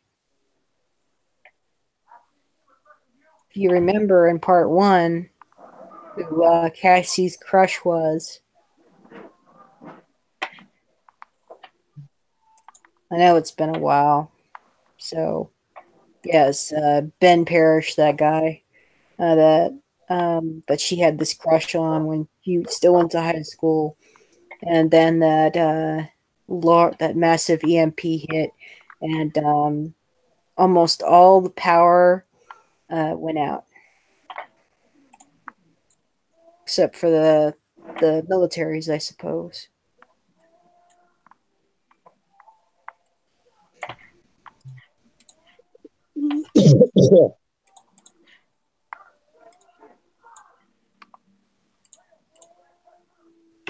All right, so I'm looking. All right, so there's quite a bit of messages in the YouTube chat. Vicky was here. He was watching Shane's stream. He's here to shit post in the comment section. The live stream there keeps on going. 5 people watching, that's sad. Daddy Shane is talking all the folks. Since there's Esso and Filthy, Hoplu there earlier. And then Enderblade 123 still hanging here, says yo. Biggie waves. Stalin is my bae. Okay. That's what that guy said right in the chat. Stalin is my bae. You must be purged, sir. Oh, and Vicky says this stream is usually way more uncensored than Shane's or Dab's kick. That's why it's awesome. But most of the time, I don't have time to join Ancapistani Lounge. And Enderblade says, "You say it like you want people to say it." And Vicky says, "Now Hoplu is also alive." For fuck's sake, what fuck is this? And then Enderblade 123 says, "Nibba." And the last 2 messages are retracted. Why are they deleted? I don't know. Well, hi to Vicky and Enderblade if you're still around. Yeah, so that was really quick and part 2. Yeah, at least it was quick, so that's good. Well, I don't know. Do you want to end the stream now, or what are you guys doing? I'm playing Don't Starve DLC. I think part Far 3. Cry 5 right now. I think part 3 is really short. All right. Well, do whatever you want. It's your stream. I'm just wondering what you're gonna do. All right, I think we'll go over part 3. I think part 4 is longer. Hold on. I just want to check really quick. Part 3 is I know that one's short. They fly. And part 4 is a little longer. Let's at least get through the very short part 3. Silencer. All right. Chapter 31. It should have been easy. All he had to do was wait. He was very good at waiting. He could crouch for hours, motionless, silent. He and his rifle in one body, one mind. The line fuzzy between where he ended and the weapon began. Even the fired bullets seemed connected to him, bound by an invisible cord to his heart until the bullet wetted bone. The first shot dropped her, and he quickly fired again, missing entirely. A third shot as she dived to the ground beside the car, and the back of the Buick exploded in a cloud of pulverized, shatterproof glass. She'd gone under the car. Her only option, really, which left him too. Wait for her to come out or leave his position in the woods bordering the highway and end it. The option with the least risk was staying put. If she crawled out, he would kill her. If she didn't, time would. He reloaded slowly, with the deliberateness of someone who knows he has all the time in the world. After days of stalking her, he guessed she wasn't going anywhere. She was too smart for that. 3 shots had failed to take her down, but she understood the odds of a fourth missing. What had she written in her diary? In the end, it wouldn't be the lucky ones left standing. She would play the odds. Crawling out had 0 chance of success.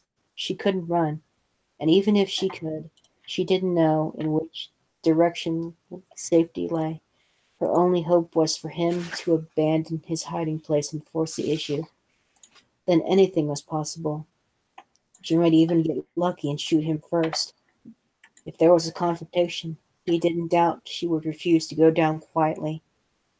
He had seen what she did to the soldier in the convenience store.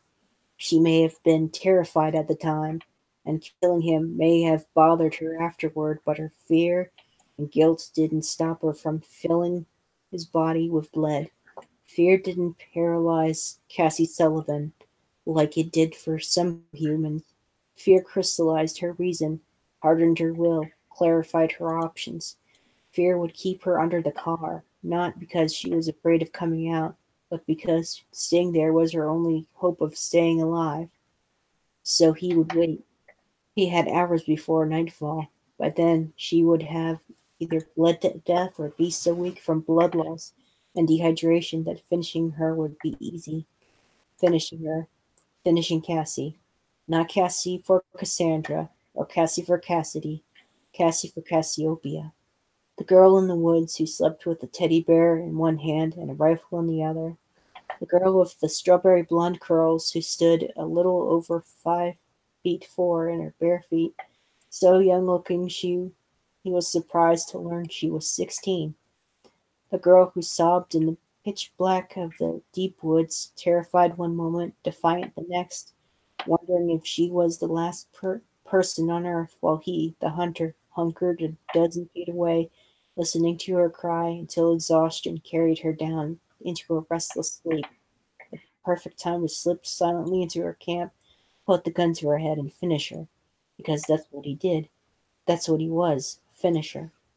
He had been finishing humans since the advent of the plague. For 4 years now, since he was 14, when he awakened inside the human body chosen for him. He had known what he was. Finisher, hunter, assassin. The name didn't matter. Cassie's name for him, Silencer, was as good as any. It described his purpose, to snuff out the human noise. But he didn't that night, or the nights that followed, and each night creeping a little closer to the tent, inching his way over to the woodland blanket of decaying leaves and moist, loamy soil until his shadow rose in the narrow opening of the tent and fell over her, and the tent was filled with her smell, and there would be the sleeping girl clutching the teddy bear, and the hunter holding his gun, one dreaming of the life that was taken from her, the other thinking the life he'd take. The girl sleeping in the finisher, willing to himself to finish her. Why didn't he finish her? Why couldn't he finish her? He told himself it was unwise. She couldn't stay in these woods indefinitely. He could use her to lead him to others of her kind. Humans are social animals. They cluster like bees. The attacks relied on this critical adaptation, the evolutionary imperative that drove them to live in groups was the opportunity to kill them by the billions. What was the saying? Strength in numbers. And then he found the notebooks and discovered there was no plan, No real goal except to survive to the next day. She had nowhere to go and no one left to go to. She was alone, or thought she was. He didn't return to her camp that night. He waited until the afternoon of the following day, not telling himself he was giving her time to pack up and leave, not letting himself think about her silent, desperate cry, "Sometimes I think I might be the last human on earth." Now, as the last minutes spun out beneath the car on the highway, the tension in his shoulders began to fade. She wasn't going anywhere. He lowered the rifle and squatted at the base of the tree, rolling his head from side to side to ease the stiffness in his neck. He was tired. Hadn't been sleeping well lately, or eating. He'd dropped some pounds since the fourth wave rolled out. He wasn't too concerned. They'd anticipated some psychological and physical blowback at the beginning of the fourth wave. The first kill would be the hardest, the next would be easier, and the one after that easier still, because it's true. Even the most sensitive person can get used to even the most insensitive thing. Cruelty isn't a personality trait. Cruelty is a habit. He pushed that thought away. To call what he was doing cruel implied he had a choice. Choosing between your kind and another species wasn't cruel. It was necessary. Not easy, especially when you've lived the last 4 years of your life pretending to be no different from them, but necessary. Which raised the troubling question. Why didn't he finish her that first day? When he heard the shots inside the convenience store and followed her back to the campsite, why didn't he finish her then, while she lay crying in the dark? He could explain away the 3 missed shots on the highway: fatigue, lack of sleep, the shock of seeing her again. He had assumed she would head north, if she ever left her camp at all, not head back south. He had felt a sudden rush of adrenaline, as if he'd turned a street corner and run into a long-lost friend. That must have been what threw off that first shot. The second and third he could chalk up to luck. Her luck, not his. But what about all those days that he followed her, sneaking into her camp while she was away foraging, doing a bit of foraging himself, through her belongings, including the diary in which she had written, "Sometimes in my tent, late at night, I think I can hear the stars scraping against the sky." What about those pre-dawn mornings when he slid silently through the woods to where she slept, determined to finish it this time, to do what he had prepared all his life to do? She wasn't his first kill. She wouldn't be his last. It should have been easy. He rubbed his slick palms against his thighs. It was cool in the trees, but he was dripping with sweat. He scrubbed his sleeve and across his eyes.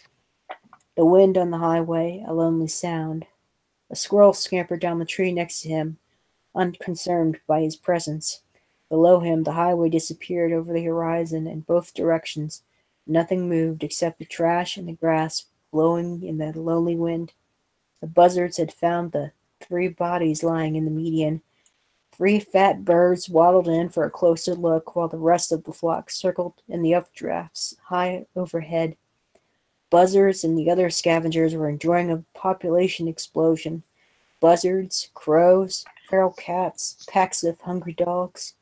He'd stumbled upon more than one desiccated corpse that had clearly been someone's dinner. Buzzards, crows, Aunt Millie's tabby, Uncle Herman's chihuahua, blowflies and other insects, worms. Time and the elements clean up the rest. If she didn't come out, Cassie would lie beneath the car. Within minutes of her last breath, the first fly would arrive to lay eggs inside her. He pushed the distasteful image away. It was a human thought. It had been only 4 years since his awakening, and he still fought against seeing the world through human eyes. On the day of his awakening, when he saw the face of his human mother for the first time, he burst into tears. He had never seen anything so beautiful or so ugly. It had been a painful interrogation for him, not seamless or quick, like some awakenings he'd heard of. He supposed his His had been more difficult than others because of the childhood of his host body had been a happy one. A well-adjusted, healthy human psyche was the hardest to absorb. It had been, still was, a daily struggle. His host body wasn't something apart from him, and that he manipulated like a puppet on a string. It was him. The eyes he used to see the world, they were his eyes. The brain he used to interpret, analyze, sense, and remember the world, it was his brain, wired by thousands of years of evolution, human evolution. He wasn't trapped inside it and didn't ride about in it, guiding it like a jockey on a horse. He was this human body, and it was him. And if something would happen to it, if, for example, it died, he would perish with it. It was the price of survival, the cost of his people's last desperate gamble. To rid his new home of humanity, he had to become human, and being human, he had to overcome his humanity. He stood up. He didn't know what he was waiting for. Cassie for Cassiope was doomed, a breathing corpse. She was badly injured. Run or stay, there was no hope. She had no way to treat her wound, and no one for miles who could help her. She had a small tube of antibiotic cream in her backpack, but no suture kit and no bandages. In a few days, the wound would become infected. Gangrene would set in, and she would die, assuming another finisher didn't come along in the interim. He was wasting time. So the hunter in the woods stood up, startling the squirrel. It rocketed up the tree with an angry hiss. He swung his rifle to his shoulder and brought the Buick into the sight, swinging the red crosshairs back, the forth and up and down its body. What if he blew out the tires? The car would collapse onto its rims, perhaps pinning her beneath its 2,000-pound frame. There'd be no running then. The silencer lowered his rifle and turned his back on the highway. The buzzards feeding in the median heaved their cumbersome bodies into the air. The lily wind died. And then his hunter's instinct whispered, "Turn around." A bloody hand emerged from the undercarriage. An arm followed, then a leg. He swung his rifle into position, sighted her in the crosshairs, holding his breath, sweat coursing down his face, stinging his eyes. She was going to do it. She was going to run. He was relieved and anxious at the same time. He couldn't miss with his fourth shot. He spread his legs wide and squared his shoulders and waited for her to make her move. The direction wouldn't matter. Once she was out in the open, there was nowhere to hide. Still, part of him hoped she would run in the opposite direction, so he wouldn't have to place the bullet in her face. Cassie hauled herself upright, collapsed for a moment against the car, then righted herself, balancing precariously on her wounded leg, clutching the handgun. He placed the red cross in the middle of her forehead. His finger tightened on the trigger. "Now, Cassie, run." She pushed away from the car, brought up the handgun, pointed it at a spot 50 yards to his right, swung it 90 degrees, swung it back. Her voice came to him shrill and small in the darkened air. "Here I am! Come and get me, you son of a bitch!" "I'm coming," he thought, for the rifle and the bullet were a part of him, and when the round wed bone, he would be there too, inside her, the instant she died. Not yet, he told himself. Wait till she runs. But Cassie Sullivan didn't run. Her face, speckled with dirt and grease and blood from the cut on her cheek, seemed just inches away from the scope, so close he could count the freckles on her nose. He could see the familiar look of fear in her eyes, the look he had seen 100 times, the look of we give back to death when death looks back at us. But there was something else in her eyes, too, something that warred with her fear, strove against it, shouted it down, kept her still and the gun moving, not hiding, not running, but facing, her face blurred in the crosshairs. Sweat was dripping into his eyes. "Run, Cassie, please run." A moment comes in war when the last line must be crossed, the line that separates what you hold dear from what total war demands. If he couldn't cross that line, the battle was over and he was lost. His heart, the war, her face the battlefield, and with a cry only he could hear, the hunter turned and ran. And that's part 3.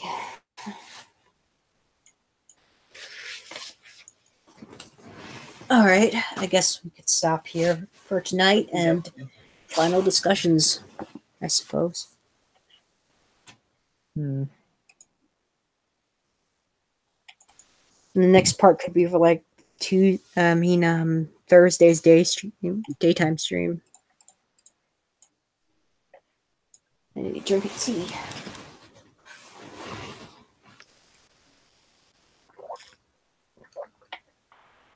Ugh. I guess Todd left. No, it's only us now. Yeah. Break. Oh, right, reference here. Yeah. And Pineapple, he muted himself. Okay, so he came back.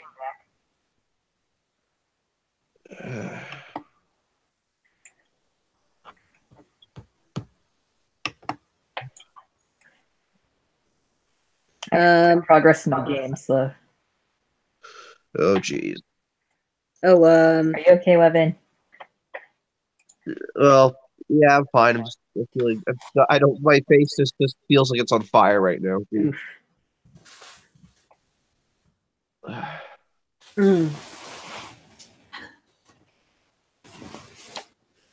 Oh, in the Hangout group chat we're in, Malum says, "Is Sarah there? Be right back." And I'm just typing in response. No, Sarah left the call.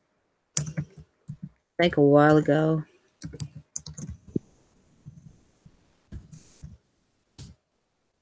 All right.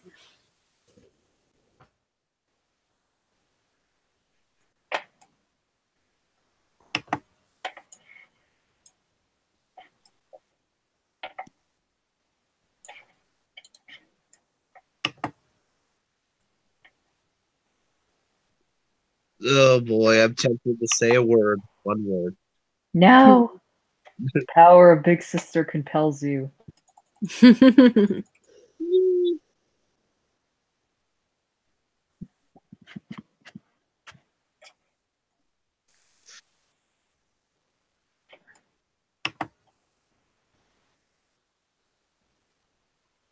All right. So, any predictions for the next part?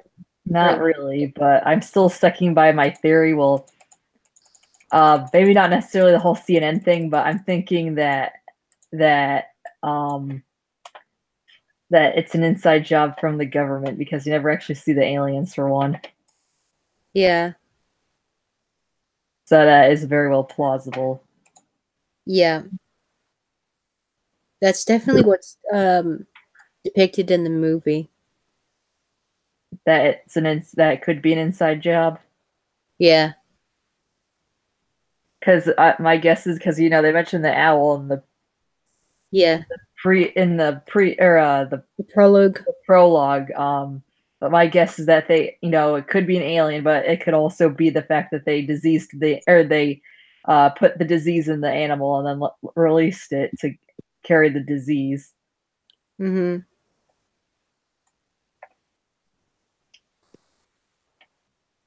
So either way, it could be either way. Mm-hmm. What do you think, Pineapple? If you're still there. I think he's muted. Yeah, he muted himself. I know that. Yeah.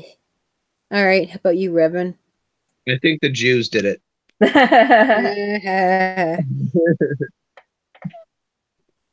Oh, come on, the same thing. Sieg Wall or Sieg Heil, I don't know.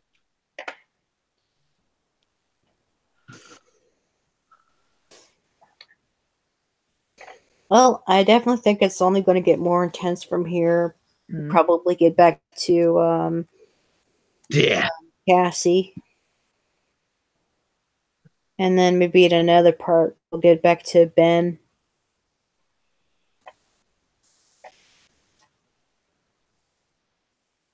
Yeah, it's been a while since I read the whole first book.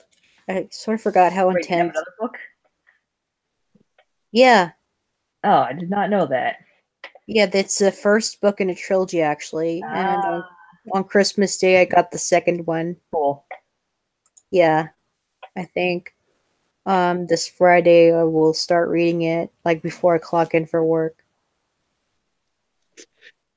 Empire Strikes Back. Okay. No, it's titled The Infinite Sea. Speaking of I'm which, just- I forgot to. Speaking of which, I forgot to bring Star Wars to my grandma's to watch. I really wanted to watch it again. Aw. Yeah, they're good movies. They're good movies. The first three are great. Mm-hmm. Yep. Well, I think the weakest one is Return of the Jedi. I mean, it was still good, but I think they had some that stupid subplot just really irritated me. Yeah, I could agree, but Return of the Jedi still did a good job. Yeah, Mm-hmm.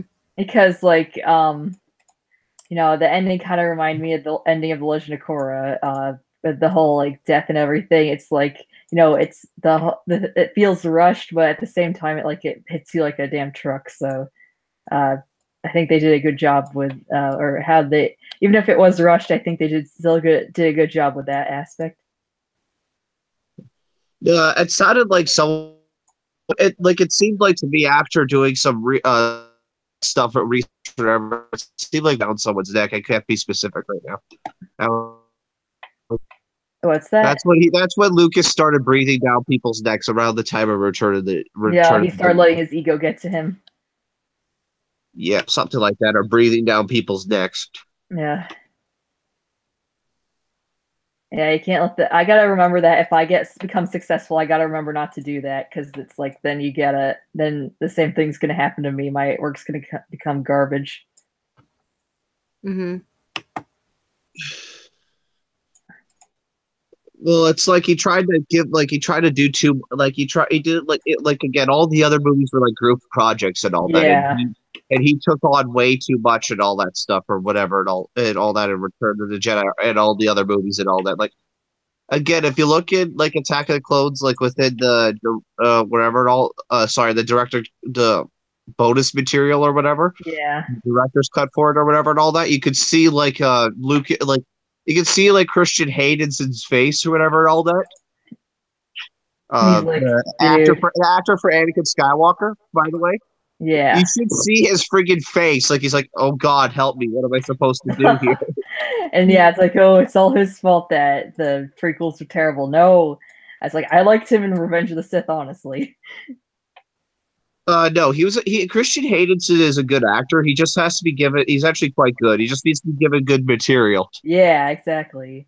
And also, it wasn't just him who took me out of it a few times. It's like, I mean, like I said in another stream, it was Nostalgia Critic did a good job defending him, saying, you know, when he doesn't have his lines and he just acts with his facial expressions and just like, and you know, acts or just goes through with the actions, he does a good job, but or that's when he's the most convincing.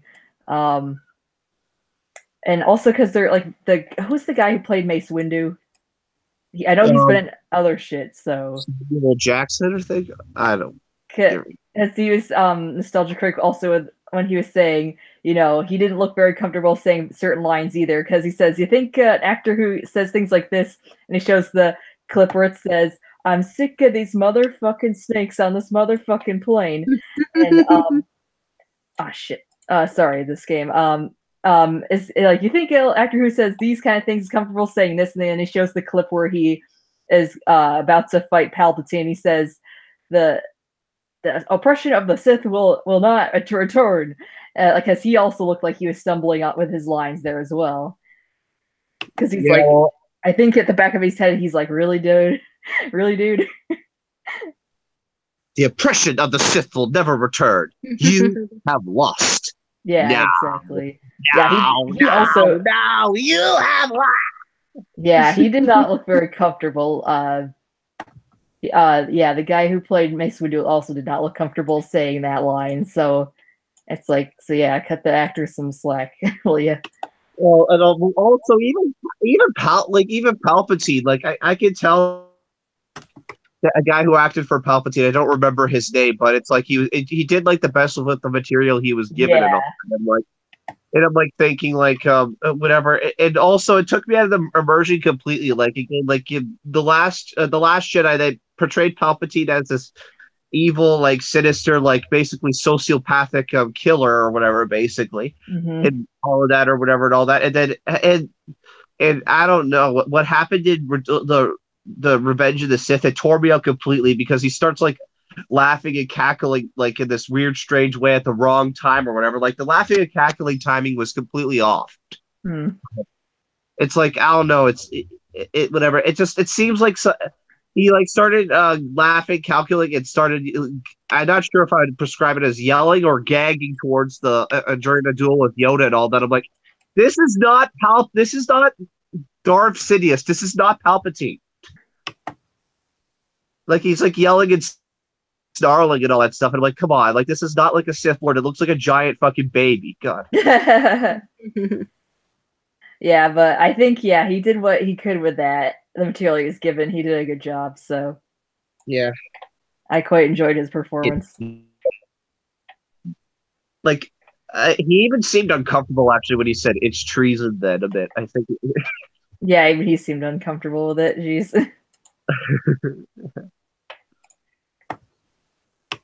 And also how they fucking ruined Grievous. Oh god, don't even get me started on them. Wait, who ruined Grievous? Lucas or whatever, or they handled him poorly in Revenge of the Sith. Well, they didn't handle him that bad. He did put up a good fight, but it was like, whatever. They could have portrayed him with the fight with him and Obi-Wan better and all that, but yeah. But the rest of the stories and books and all that stuff were able to fix that and make Grievous look like a badass still, but not nearly as bad as TCW. Oh my gosh, TCW's version of Grievous is a fucking pansy. God. Oh my god, whatever. Star Wars, the Clone Wars, not the micro series, the TV show. They fucking ruined, like, neutered Grievous completely. Jeez.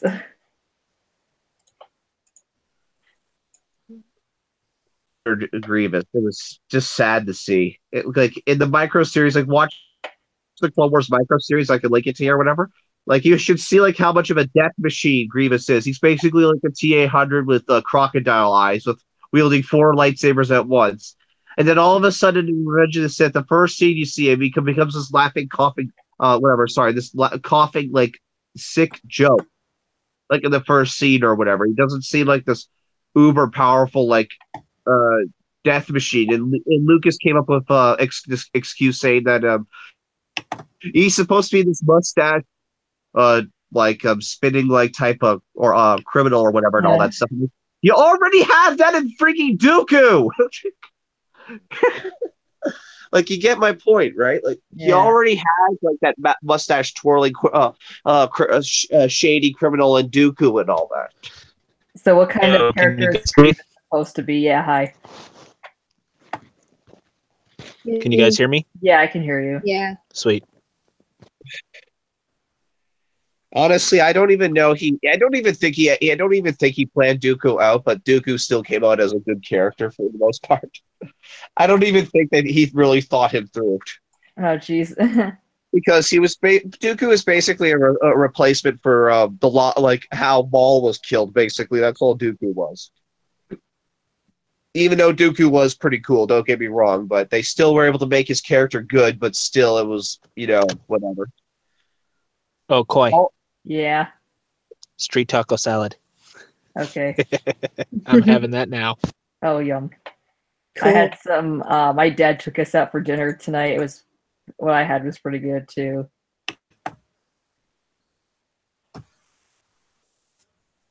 All right, whatever. Anyway, do you want to end the stream now, or is it already ended? Well, we already went through parts 2 and 3, so I guess thank yous and thank you to all the people that showed up in the stream but couldn't stay long enough to hear all of part 2 and part 3. Oh well. And part Star Wars. And well, they could always catch up later since these are archived on the channel anyway. So I'll do the last. I'll do the last thank you goodbye thing. I'll wait. Okay. Well, thank you to Koi, Sarah, Todd, Anarchist Pineapple, Revan, Executioner, Psionic, I am Mega Man, I am Blue, and Cyan.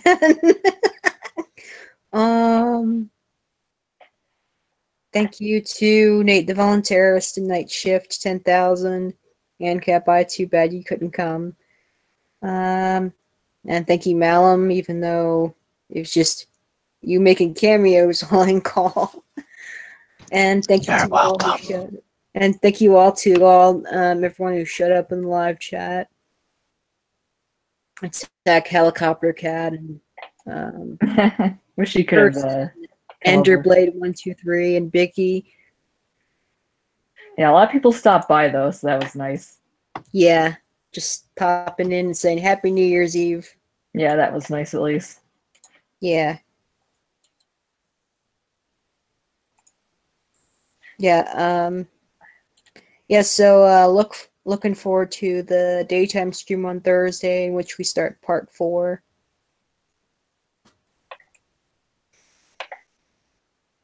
And then next week will be different. Does anyone afterwards you just want to watch my watch my game here? Well, sure, after the stream is over. Yep. Okay, so good night, everyone. Thank you for tuning in. As much as you heard, anyway. Those who stayed. Boy, you might. Oh, sorry. Okay, go. You might want to turn your volume down for my sake. Oh. God. Wait, what am I doing? You might want to turn your volume down. If you got headphones on, you might want to take them off. Oh, okay. Here, I'll turn down then. You know why. Uh-oh. Alrighty, for one. You ready, Koi? You good? Yeah. Good. For one, Sigval and Happy New Year!